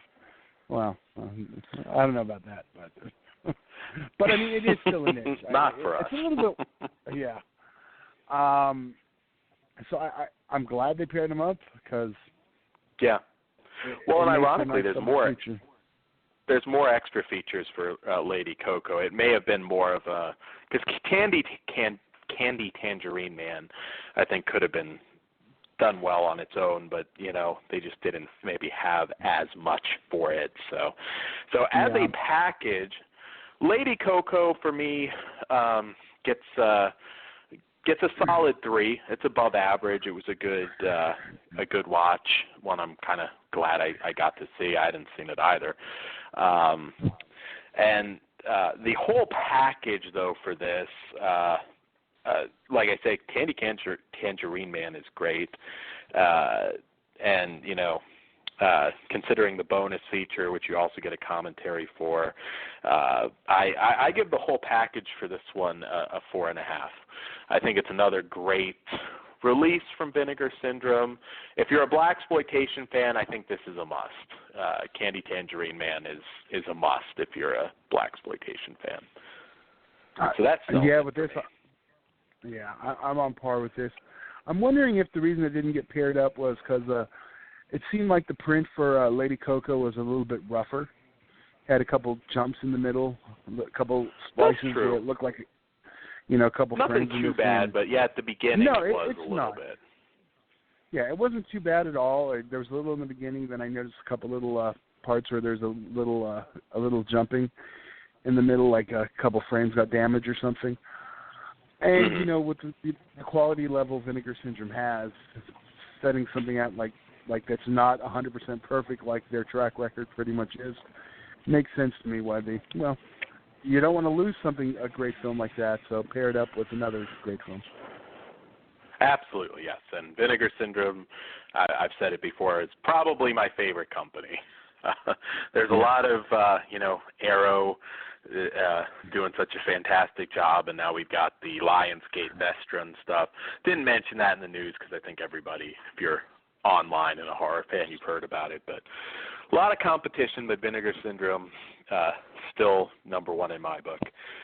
So, pardon me, I was drinking, swallowed wrong. That's what she said. I'll beat you to the joke. And just so you know, by you saying that, you put yourself on a couple of blacklists. You've been banned from a few things. That's true. That's true. Well, I have no problem saying it. Vinegar Syndrome's awesome. I'm not disagreeing with you. I'm just afraid I might get soup Nazi. So I'm just gonna let it go. There you go. I love that other company too. We can love everybody here at Fleshwind Radio. So it's all good. It's all good. Keeping with Vinegar Syndrome, I guess, since we're on a roll, we will tackle certainly a better known flick, arguably. Petey Wheatstraw, The Devil's Son-in-Law, from director Cliff Rockmore, and of course, not a Dolomite film. A lot of people kind of forget Rudy's not Dolomite in this one, but still kind of gets lumped in there. Rudy Ray Moore is Petey Wheatstraw, whose talent for comedy is only topped by his gift for kung fu. When his arch rivals Leroy and Skillet massacre him and his friends, Petey ends up in hell and is given a unique opportunity. In exchange for he and his friends return to Earth, he must wed Satan's daughter. The only problem, she's the ugliest woman he's ever seen. Will Petey be able to defeat Satan with his magic pimp cane, or will he be forced to become the devil's son-in-law? Rudy Ray Moore's third theatrical feature, Petey Wheatstraw, is a raucous and ridiculous blending of action, horror, and Moore's signature brand of raunchy humor. And it kind of goes on about the package. So last time we were on, we were kind of discussing this. We'd reviewed Human Tornado not that long ago, about our favorite, if not Dolomite, favorite Rudy Ray Moore flick. I'm going to go and say I found the loophole on that. I'm sticking with Human Tornado is my favorite Dolomite film, but okay, Petey Wheatstraw is my favorite Rudy Ray Moore film. Really? Now, Human Tornado is my favorite Dolomite and Rudy Ray Moore film. Okay. So. But, well, I forgot how much I love this one. Well, I'll go ahead then. What did you think? Well, I love the Dolomite character. I remember, just watching it again, seeing him as something else, but kind of not. Let's be honest. It was fun, and I liked the outlandishness of the setup on this one. It just sets up a fun, out there film. Mm-hmm. Yeah, well, that is true, and you also had the I can't remember the character's name, but the racist villain from Human Tornado as the doctor who delivers a watermelon. That was pretty crazy. Yeah. And you would say boss nigger earlier, but yeah, you'll talk about the watermelon joke. It was on DVD as The Boss, so. But that's not what the movie's called. Yeah, I know. Now I've got the song in my head again. That one had a good song, but anyways, you were saying. I totally lost my track. And we just got started. I know. Jump in, Dan. I'm lost. Sure, no problem. He's tagging me in, and I'm coming in to clean house.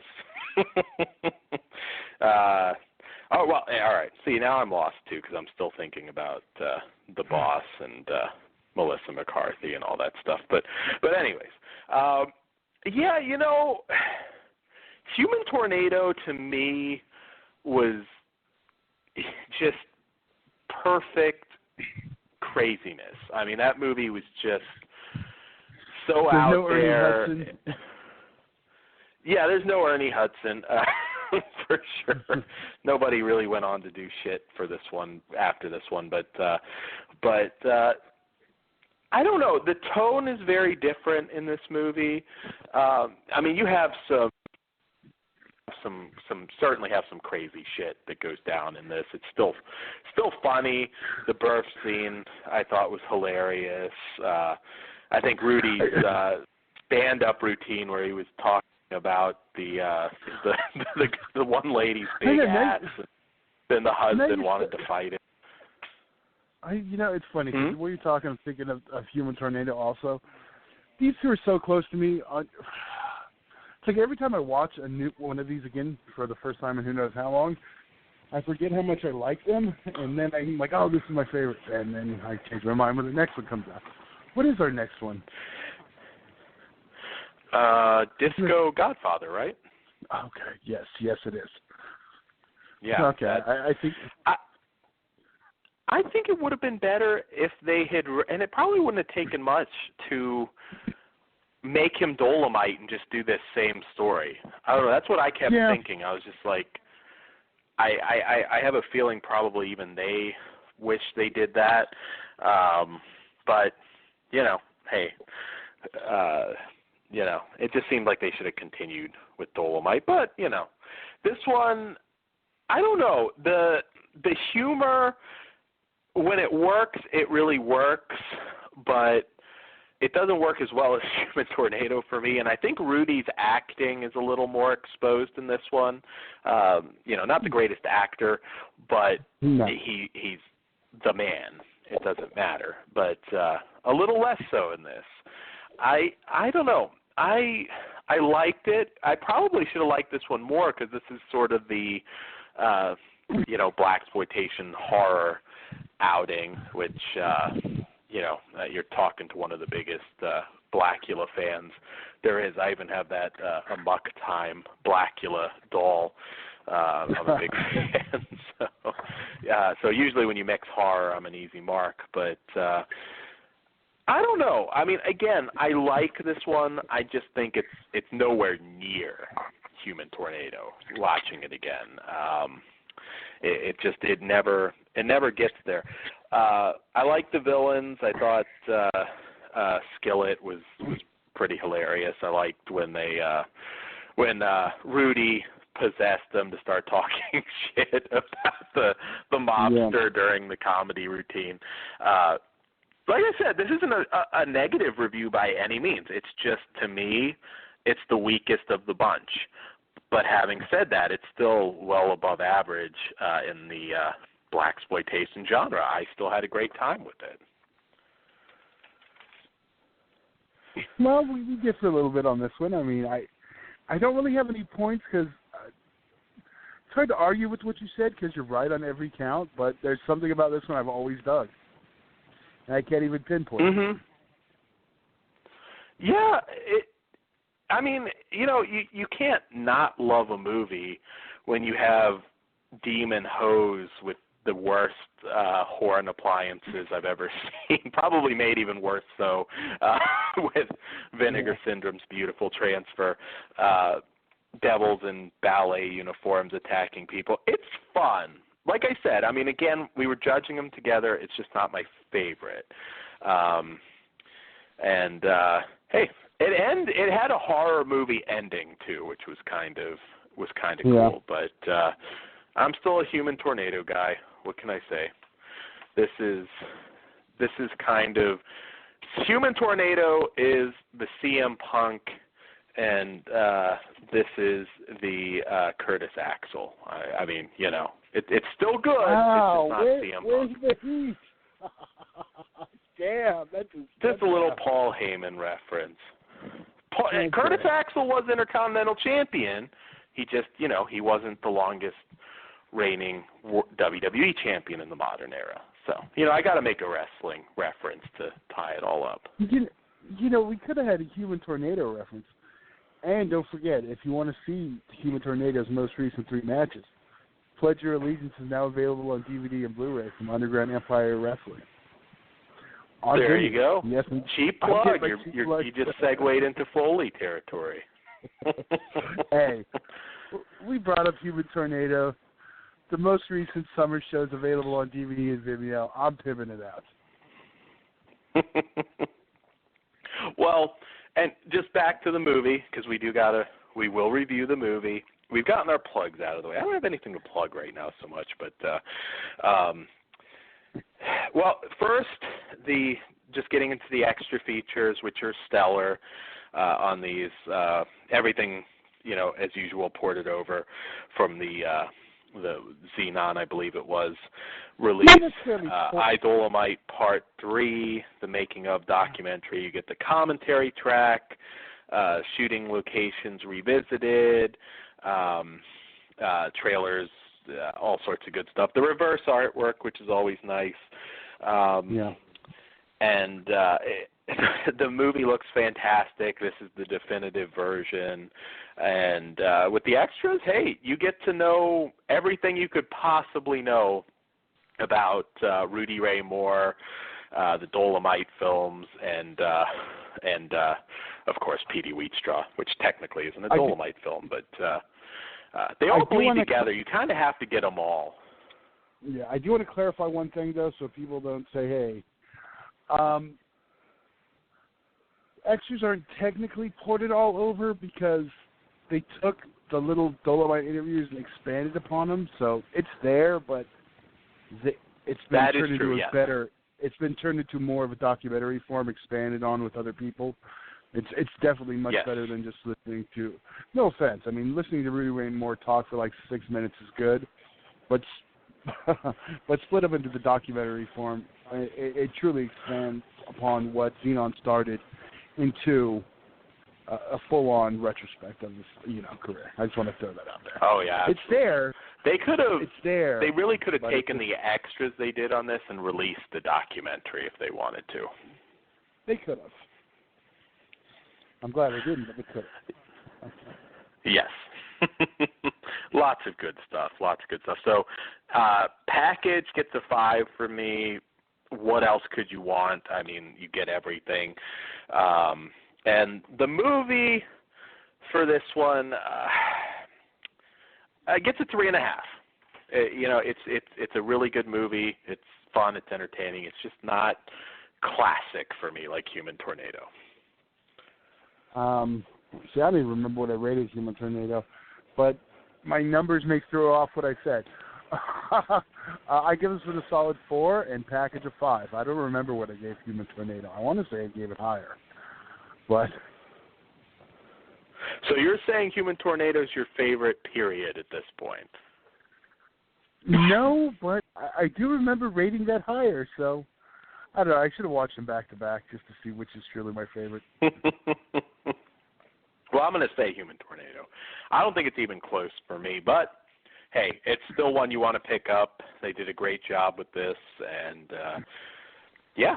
So I've got a quick solo, and then we can put the kiddies to bed for Flesh Wound After Dark. Not a long Flesh Wound After Dark, but a movie that's, I think, a lot better than you and I. I mean, not that we were expecting it to be bad, but it ended up being pretty damn entertaining. So, Dark Awakening. This is not Flesh Wound After Dark yet, so that doesn't mean we're not going to talk about titties or something like that. It could still happen, but this is a solo, so I will try not to talk about titties, unless Todd interrupts me to talk about titties, which could happen. You never know. But Dark Awakening. I was just going to flood your inbox with titty pictures, too, to distract you. Hey, that's fine by me. If any of our listeners want to send me titty pictures, I won't report you if it's on Facebook. It's fine. I'm happy to get titty pictures. So, I send them. Go ahead.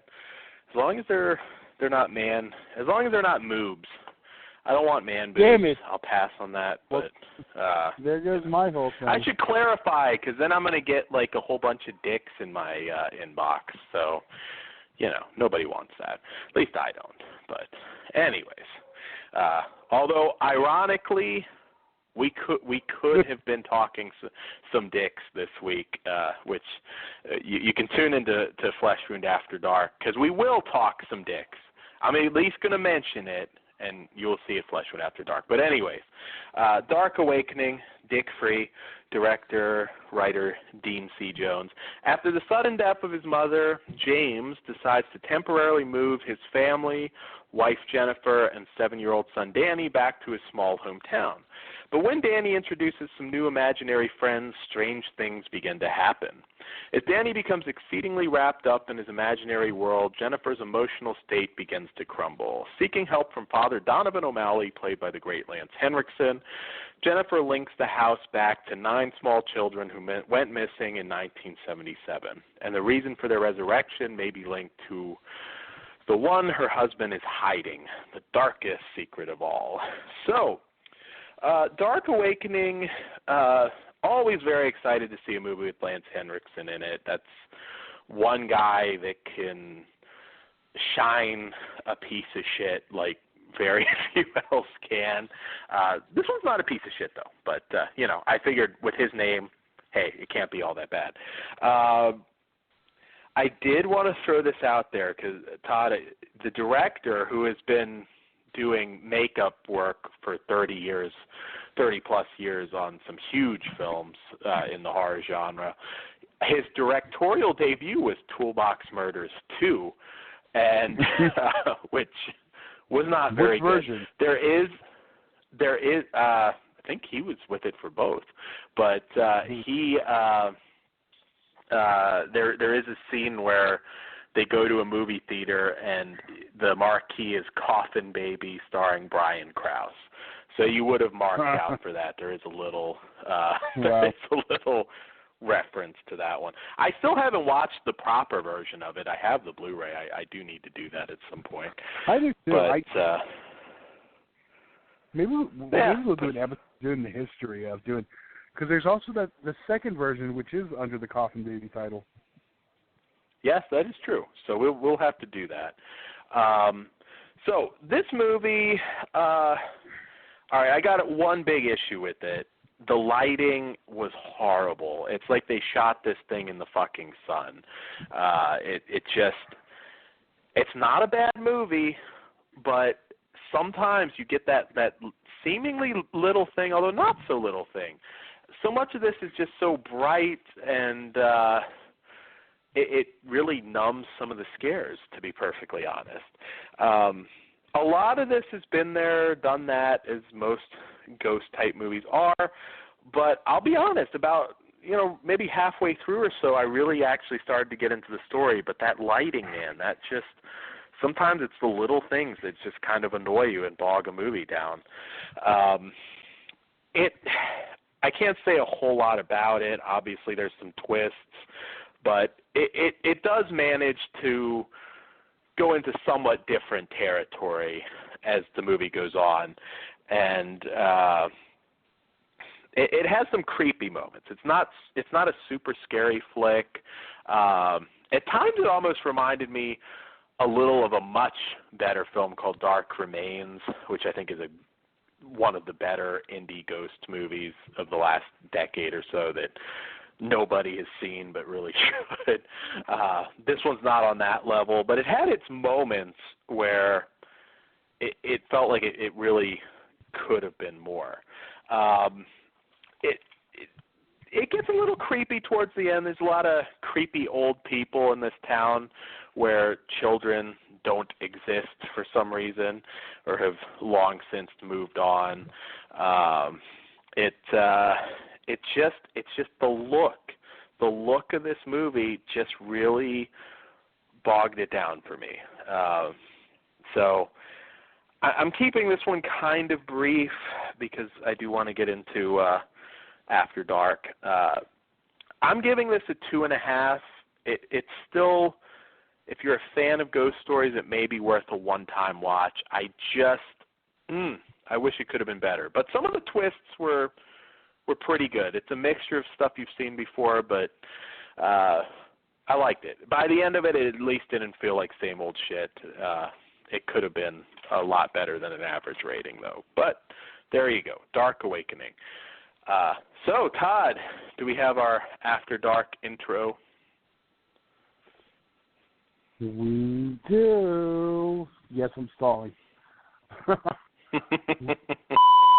That's okay. Damn it, Dan. All right. I went through that review quick. You weren't prepared. You were making a Hot Pocket. I was trying to find boob pics for you, and I couldn't find any. The internet ran out. Oh, shit, the following program is intended for mature audiences.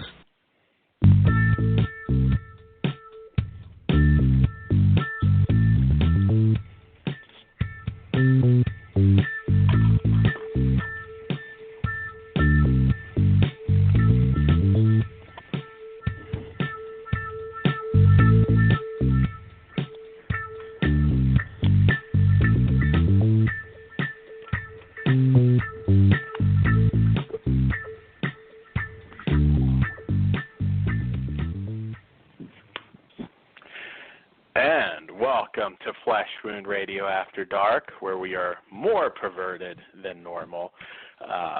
This is where we kind of cover some of the more, not always necessarily XXX, although tonight it's definitely XXX, but more adult films.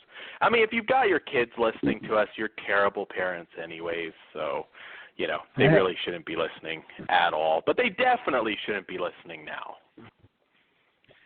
This doesn't tell me anywhere on the cover it is a XXX film. It tells me it's a major adult film. There you go. That is true. And in major adult films, you also have anal and cum shots. So, just throwing it out there. But just so you know what we're talking about before we get into it, our film for the evening, another Vinegar Syndrome title, Corporate Assets.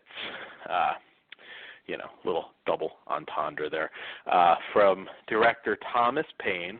And from the back cover, enter the sinister world of corporate greed where wealthy men use and abuse beautiful women for their sadistic and perverse pleasures. Jill's, played by Tish Ambrose, life has been reduced to nothing more than an on-call prostitute charged with taking care of the other girls in the corporation's illicit harem. But as her secret pen pal relationship with Winston, a mild-mannered park ranger with a violent past, grows into something more sensual, Jill begins to realize that with Winston's help, she may be able to destroy the evil empire holding her hostage. This lavishly produced X-rated action film features an all-star supporting cast, including Amber Lynn, Sherry St. Clair, Jamie Gillis, Harry Reams, and Herschel Savage. They also neglect to mention Cannibal Holocaust's Robert Kerman, who is also in this as the evil boss. So, obviously we're easy marks for this sort of thing. You know, longtime listeners know. But you have fun, old-school adult films. This one's from 1985, by the way, if I didn't mention that. So still within that golden era time frame at the tail end of it. You could go see Back to the Future then, or Corporate Assets. Great time for cinema. Or you could see the porn classic Black to the Future. It'd make more sense as a double feature, but yeah. So this one, I don't think I had ever seen it before, to be perfectly honest. And I mean, it's a notable film. Obviously, you've got a lot of really kind of maybe more on the male side of it, but a lot of, Harry Reams is in this, Jamie Gillis, Herschel Savage. You have Robert Kerman, who people, a lot of horror fans know him from Cannibal Holocaust, but look into his IMDb. He did make his mark on the porn world. The only one we were missing was Ron Jeremy. It's like the all-male supercast.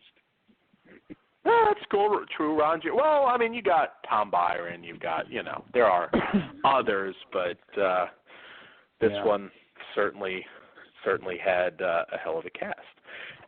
And this one is story-driven, which in this case is a good thing, although you'd still have some pretty raunchy sex, as we'll get into. Where to start on that? Dan's trying to say it took him 5 days to finish it. So they're trying to tell us it did. Yeah. That's why we've been off, kind of off schedule lately, because I'll watch this movie like 5 minutes at a time. I can't get through it. I've spent like $75 in Kleenex. It's ridiculous. But, this movie, it has a sadistic side, which is also kind of funny at this point, because no mainstream porn company would make it quite like this now.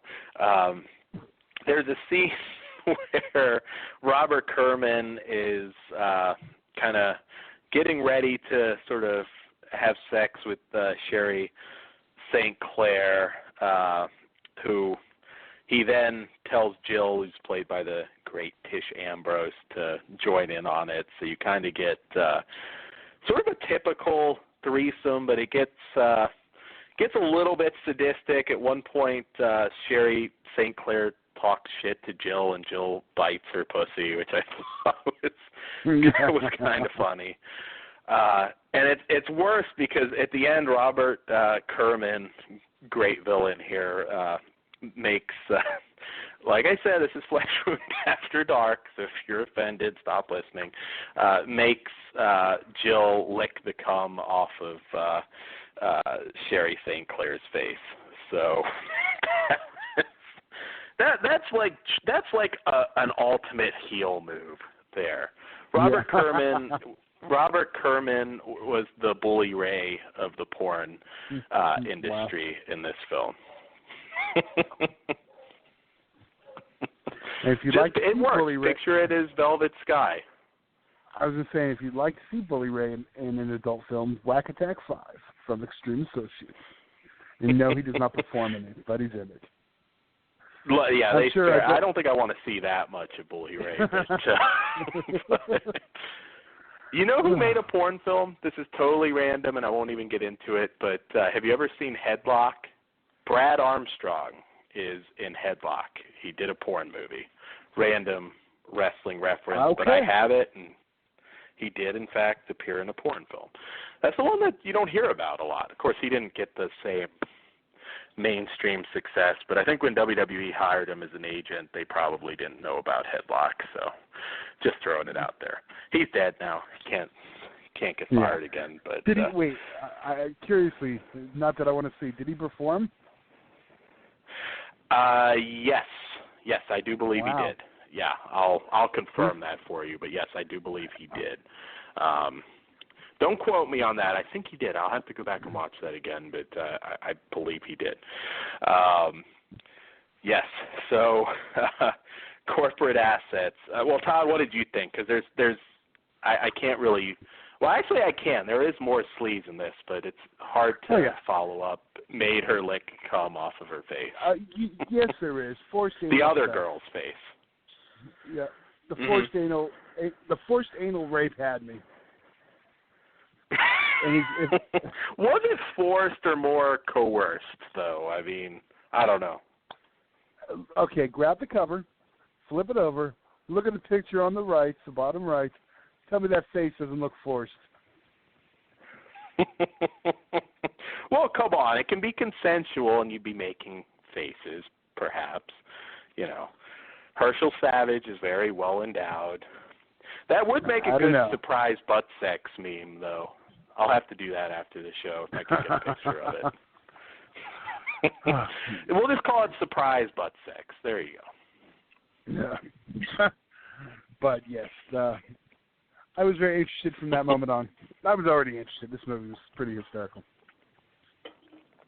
It was. It's I know they were going for the. You won't. Mm-hmm. It's weird though because they have like the romantic part with the whole love story aspect. I'm like, okay, are you going for a couples porn or what's going on? Because you kind of lose them after the forced butt sex. You know. Forced butt sex might be romantic for some of our listeners. I mean, come on. You may have a couple sitting down, now and are going to watch that scene and make out. So I'm just saying, Todd, our listeners. I'm not even arguing. I'm just saying. Yeah. Because if you're going to watch it did everything, but it worked as everything. I think even the fact that it had a love storyline kind of almost worked. Like it wasn't necessarily. It all blended together to just make a perfect movie for me. I mean, it was pretty neat. I mean, Robert Kerman, if you're a fan of his, he was a real bastard in this. I mean, particularly that look on Herschel Savage's face where they lead the poor guy in to see her blowing Robert Kerman. Yes. And it's like this dramatic scene. She turns and sees him, and it's like, I mean, the acting's good. The acting is legitimately good.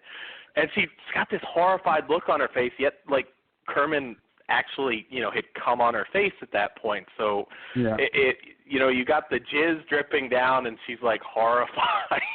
So it's this very well done, dramatic scene. You feel the pain, yet there is jizz on her face. So it is. It's one of those movies. It works. If only Spielberg could have thought of that moment, because that's a perfect film cinematic moment. Yes, exactly. His heart was breaking. Kerman's nut was busting. It was really good. And you've got that smug look on Herschel Savage's face.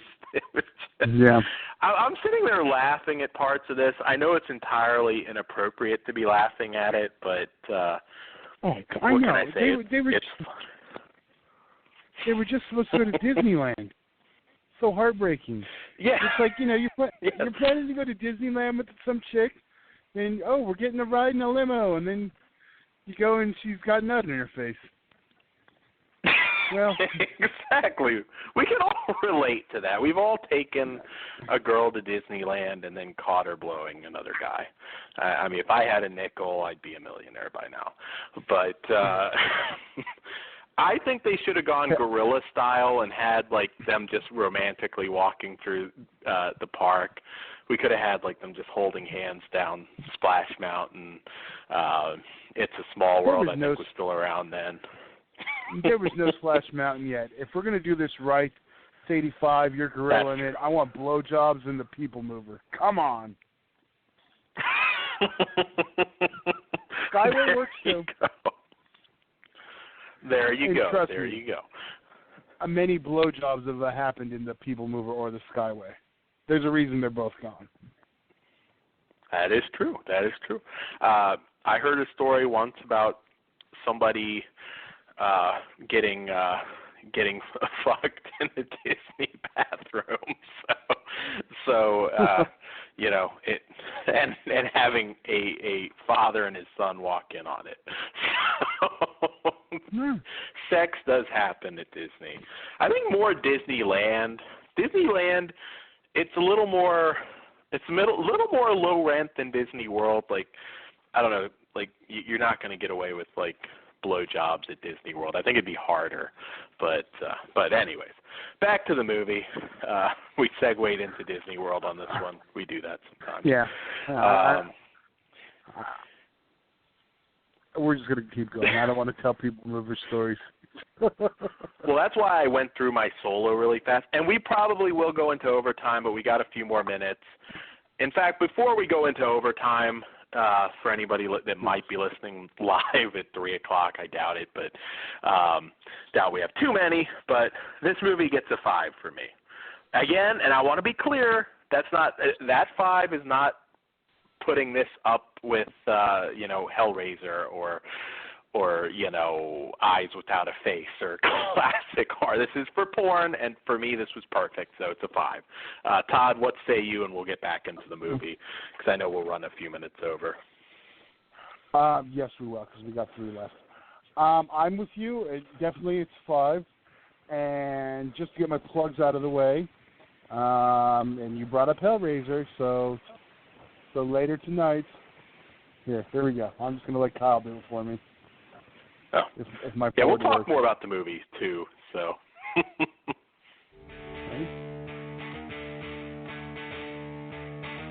Are you a fiend of the underground and can't get enough?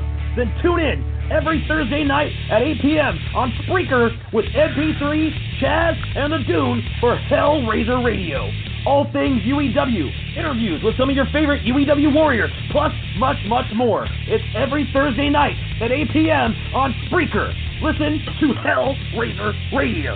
The threat is real. And that's 11 p.m. Eastern. There you go. I'll be there tonight. Did you really have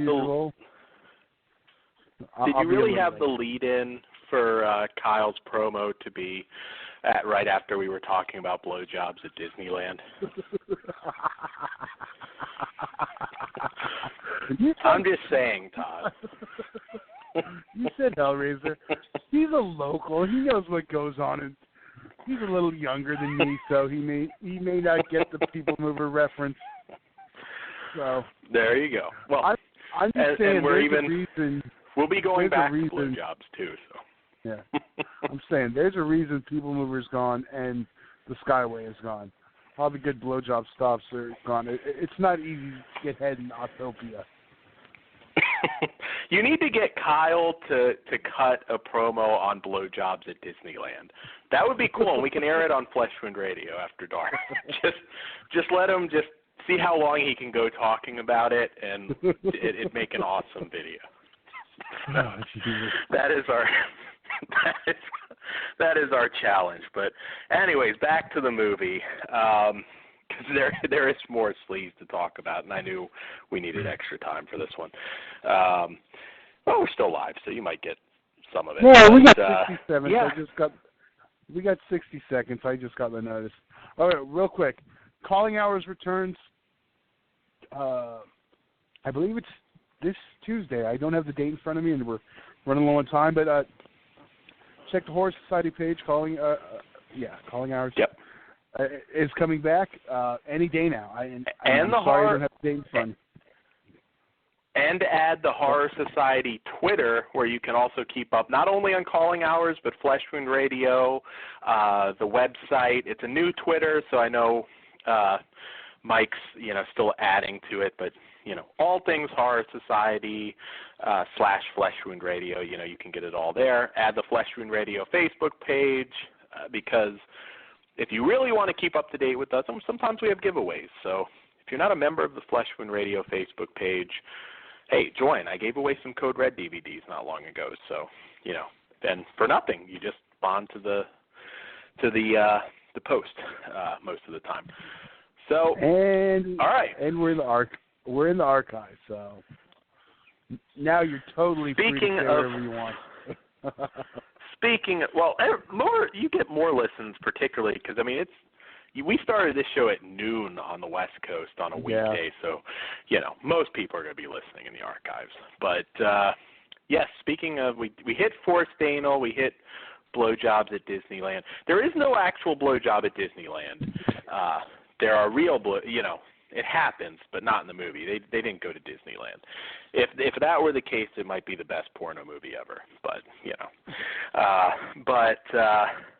God, there's more sleaze. I thought when Herschel Savage, when the girl bit his dick, and you just hear that Jill girl. She looks so sad in the room because she can hear Herschel obviously roughing up the girl because she bit his dick. This really isn't funny, but to us it's funny because she seems really sad, but then she just starts masturbating and she's kind of over it at that point. She kind of starts pleasuring herself to Winston's letters.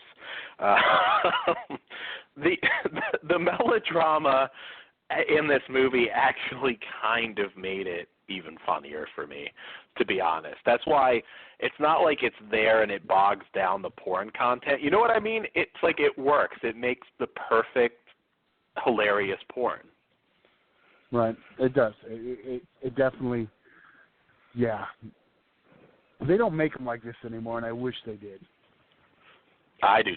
How many porns can you think that you watch the whole movie and, well, for a lot of people that you watch the whole movie, period, let's be real, and that it just went by like that because you were into the story and the characters. That's rare. That's rare. I hope that Vinegar Syndrome will put this on Blu-ray at some point because I will double dip the shit out of this one. This is an awesome movie. It's if you're a fan of retro erotica, this is a must in my opinion because it gets even better. We haven't even gotten into the diapers yet, Todd. We haven't. Jamie Gillis plays a wealthy man who likes to dress in a diaper and have baby role play with a couple of hookers. That scene, Todd, I don't know about you, I was losing my shit when he starts sucking on their nipples and just going, "Mama, Mama." Yeah. I think I just spit out my drink. I was losing my shit. I was dying myself. It's rare that I'm laughing so hard that I can't breathe, and that scene did it for me. Especially, I even jotted down some of my favorite quotes when the one girl was like, "Mommy's gonna fuck the baby." That was just so inappropriate. You should have bought Pugs on to watch this one, Todd. I would review this one again. And God, I mean, what else do you have to say about this one? Because there's just so much. It's funny because I knew as soon as it really got going, I was like, I know Dan's going to love this one, too. This is going to be a good one. Honestly, there's not a lot more to say about it because it's just a great, entertaining adult flick. I mean, even taking out the, all the bone. And if it was, Skinamax down, let's say, to, a lot of times back then they do an R-rated cut. I mean, even if in that form, it would be an entertaining film. Yes, it would. I mean, you can just substitute some things. I thought it was funny that a blowjob actually gave our hero character flashbacks of Nam. That I mean, you can, like, how you see somebody getting their dick sucked and then there's like explosions and Viet Cong. Hey, deleted First Blood scene. That's where it all came from. There you go. There you go. I like this better than Rambo because there was no forced anal or cum lapping in Rambo. This, in my opinion, is better. Not as much gunplay, but you do get to see somebody whip out an Uzi, among other things, at one point in this movie. I don't know. Like I said, it's sleazy. It's unintentionally fucking hilarious. And I should say the girls look good, too. I want to throw that out there. They did. It works as a porno, too. Yes. We didn't mention the near-death scene where, was it Herschel almost has his heart attack? Harry Reams. Harry Reams, okay. I knew it was one of those. I was trying to picture which one. Yes, good old Harry. Harry Reams, I think, was having some issues keeping it up at this point. He was a pretty heavy cocaine user, and they talk about that, by the way, in the extras, because there's the interview with Eric Edwards, who plays Winston. Short, but a lot of good info in that interview. He actually talked doing cocaine with Harry Reams back in the day, and Reams getting paranoid that there were people in his trees trying to kill him and everything. Reams was a pretty hardcore cocaine user. It was the 80s, after all. And that was actually a really good interview. Kind of sad, too, because he talks about Reams, who died actually not all that long ago, who kind of had a fight with him a few days before Reams died, and it was a pretty good interview. I'd actually like to see more of Eric Edwards because he's a very knowledgeable guy with a lot of good recall from these movies. And I should also point this out because now it's a mission to find it. The director remained really active in porn. I don't think he still is, but up until maybe about 10 years ago or so. He did do a Corporate Assets 2 in 1997, which we know what Todd and I will both be trying to find out after the show. I will find that immediately. I don't know, 97, it's that point. Maybe it was just put on VHS. Maybe, you don't know. But if there is a DVD, we'll find it. The director also did such classics as The Butt Sisters Do Detroit, Chateau de Cheeks, and Cockpit, among, others, and, of course, Corporate Assets, too. So you got to mention those. I'm assuming Cockpit is his Top Gun. I would imagine. This is his Wall Street. This is his Wall Street, and that's his Top Gun. Got it. Top Gun, I think that movie is more homoerotic than gay porn, actually. And speaking of gay porn? Yes, I do have to throw this out there. So we got a couple other movies that came in from Vinegar Syndrome that, how do I put this? Well, they are gay XXX movies from director Wakefield Poole. Great filmmaker, but obviously this is gay porn, and it's hard for Todd and I to really judge it. I will say this, though. They are very well shot, very well made. Wakefield Poole, if you know about him, was kind of known for being one of the pioneers in the adult industry. And, if those strike your fancy, hey, you will probably like them. One of them is called Both Ways, and the other is called Take One. Let's be honest, there's not a lot that we can say because I was kind of thinking maybe these would just be more soft, but, I'll be honest, there was some, once the butt fucking started, I really just, I can't really judge it. Dan got farther than me. We've discovered his level is the Brotherhood franchise. Yes. I just, hey, look, and again, they're really good movies, I'm sure.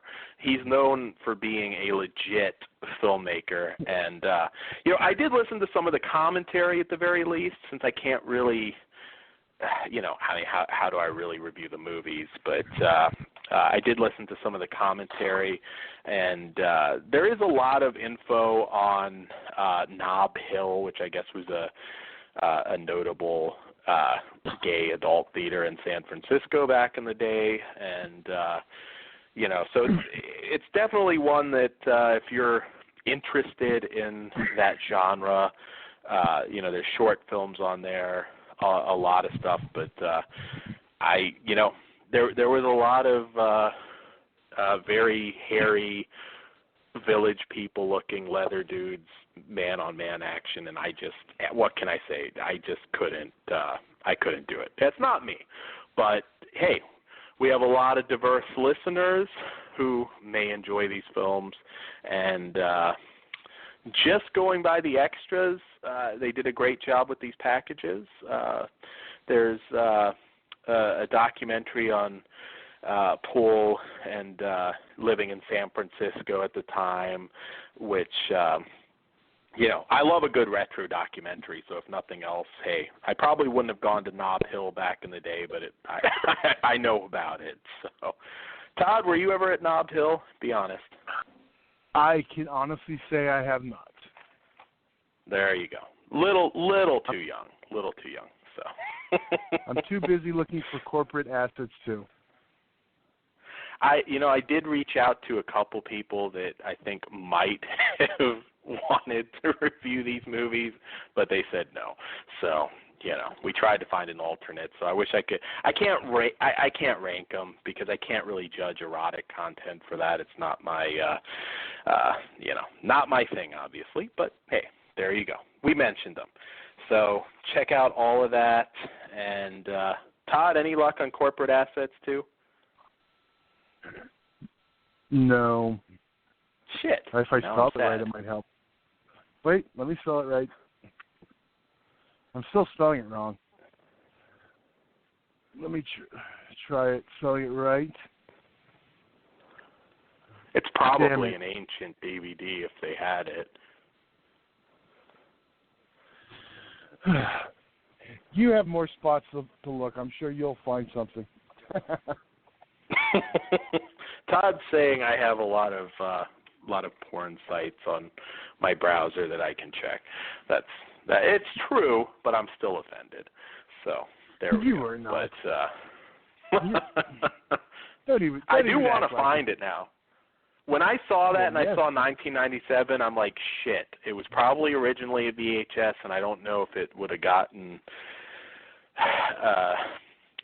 Even like Caballero Classics probably doesn't have that one because they kind of stop after about 94-ish.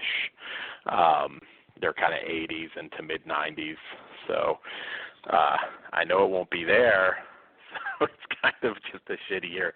If he only made it a few years earlier, maybe Caballero would have gotten a hold of it. But well, there we go. Oh, shit. Wait. Item discontinued. What site? It didn't. I'm on Adult DVD Empire. Oh, okay. Well, I know how to search for porn on eBay, maybe. Yeah, it came out through Adam and Eve. Oh, well then shit, it should probably be on. Let's see here. They might even have it. Believe it or not, that porn is sold on eBay. You just have to know how to get to it. If you find some links, send them my way. I will. Already planning we'll close out here in 1 minute. But since we're on a quest that started on air, I will tell you if eBay might have it. Adam and Eve, wow, they should. I don't even remember how to get into the adult section of eBay. That's how long it's been. You know, once you've actually bought an adult movie, it makes it easier. You just have to look for adult only, and it's a lot cheaper. I used to be able to find it. It's been such years since I've done it. I did it in the early days. I'll send you the link to some random adult movie, and then you'll be good. Let's see. All right. Let's see, corporate assets too. If anywhere, it would pop up on here. Well, I see. Well, I got the VHS. Oh, well, now wait a minute. I think this is a bootleg, but let's see. Corporate assets too. $5 free shipping. Let's see. I found part one. I guess it's not a. I guess it's not a bootleg. 90 minutes of adult entertainment by Adam and Eve. I'm looking for the signs. It's kind of weird they have just a picture of the disc, but well, hell, I might be buying this one, but it is up there. I will send you the link. So thank you guys for listening. We will be back next week. I think all horror reviews next week. So it'll be a very 100% horror-oriented show. I know we've had some commentaries and stuff that weren't, but it's been a crazy summer. So back to normal. Todd, I will see you next week. All right, we'll be back. And good night. Or good afternoon, good whatever. Night. Whatever.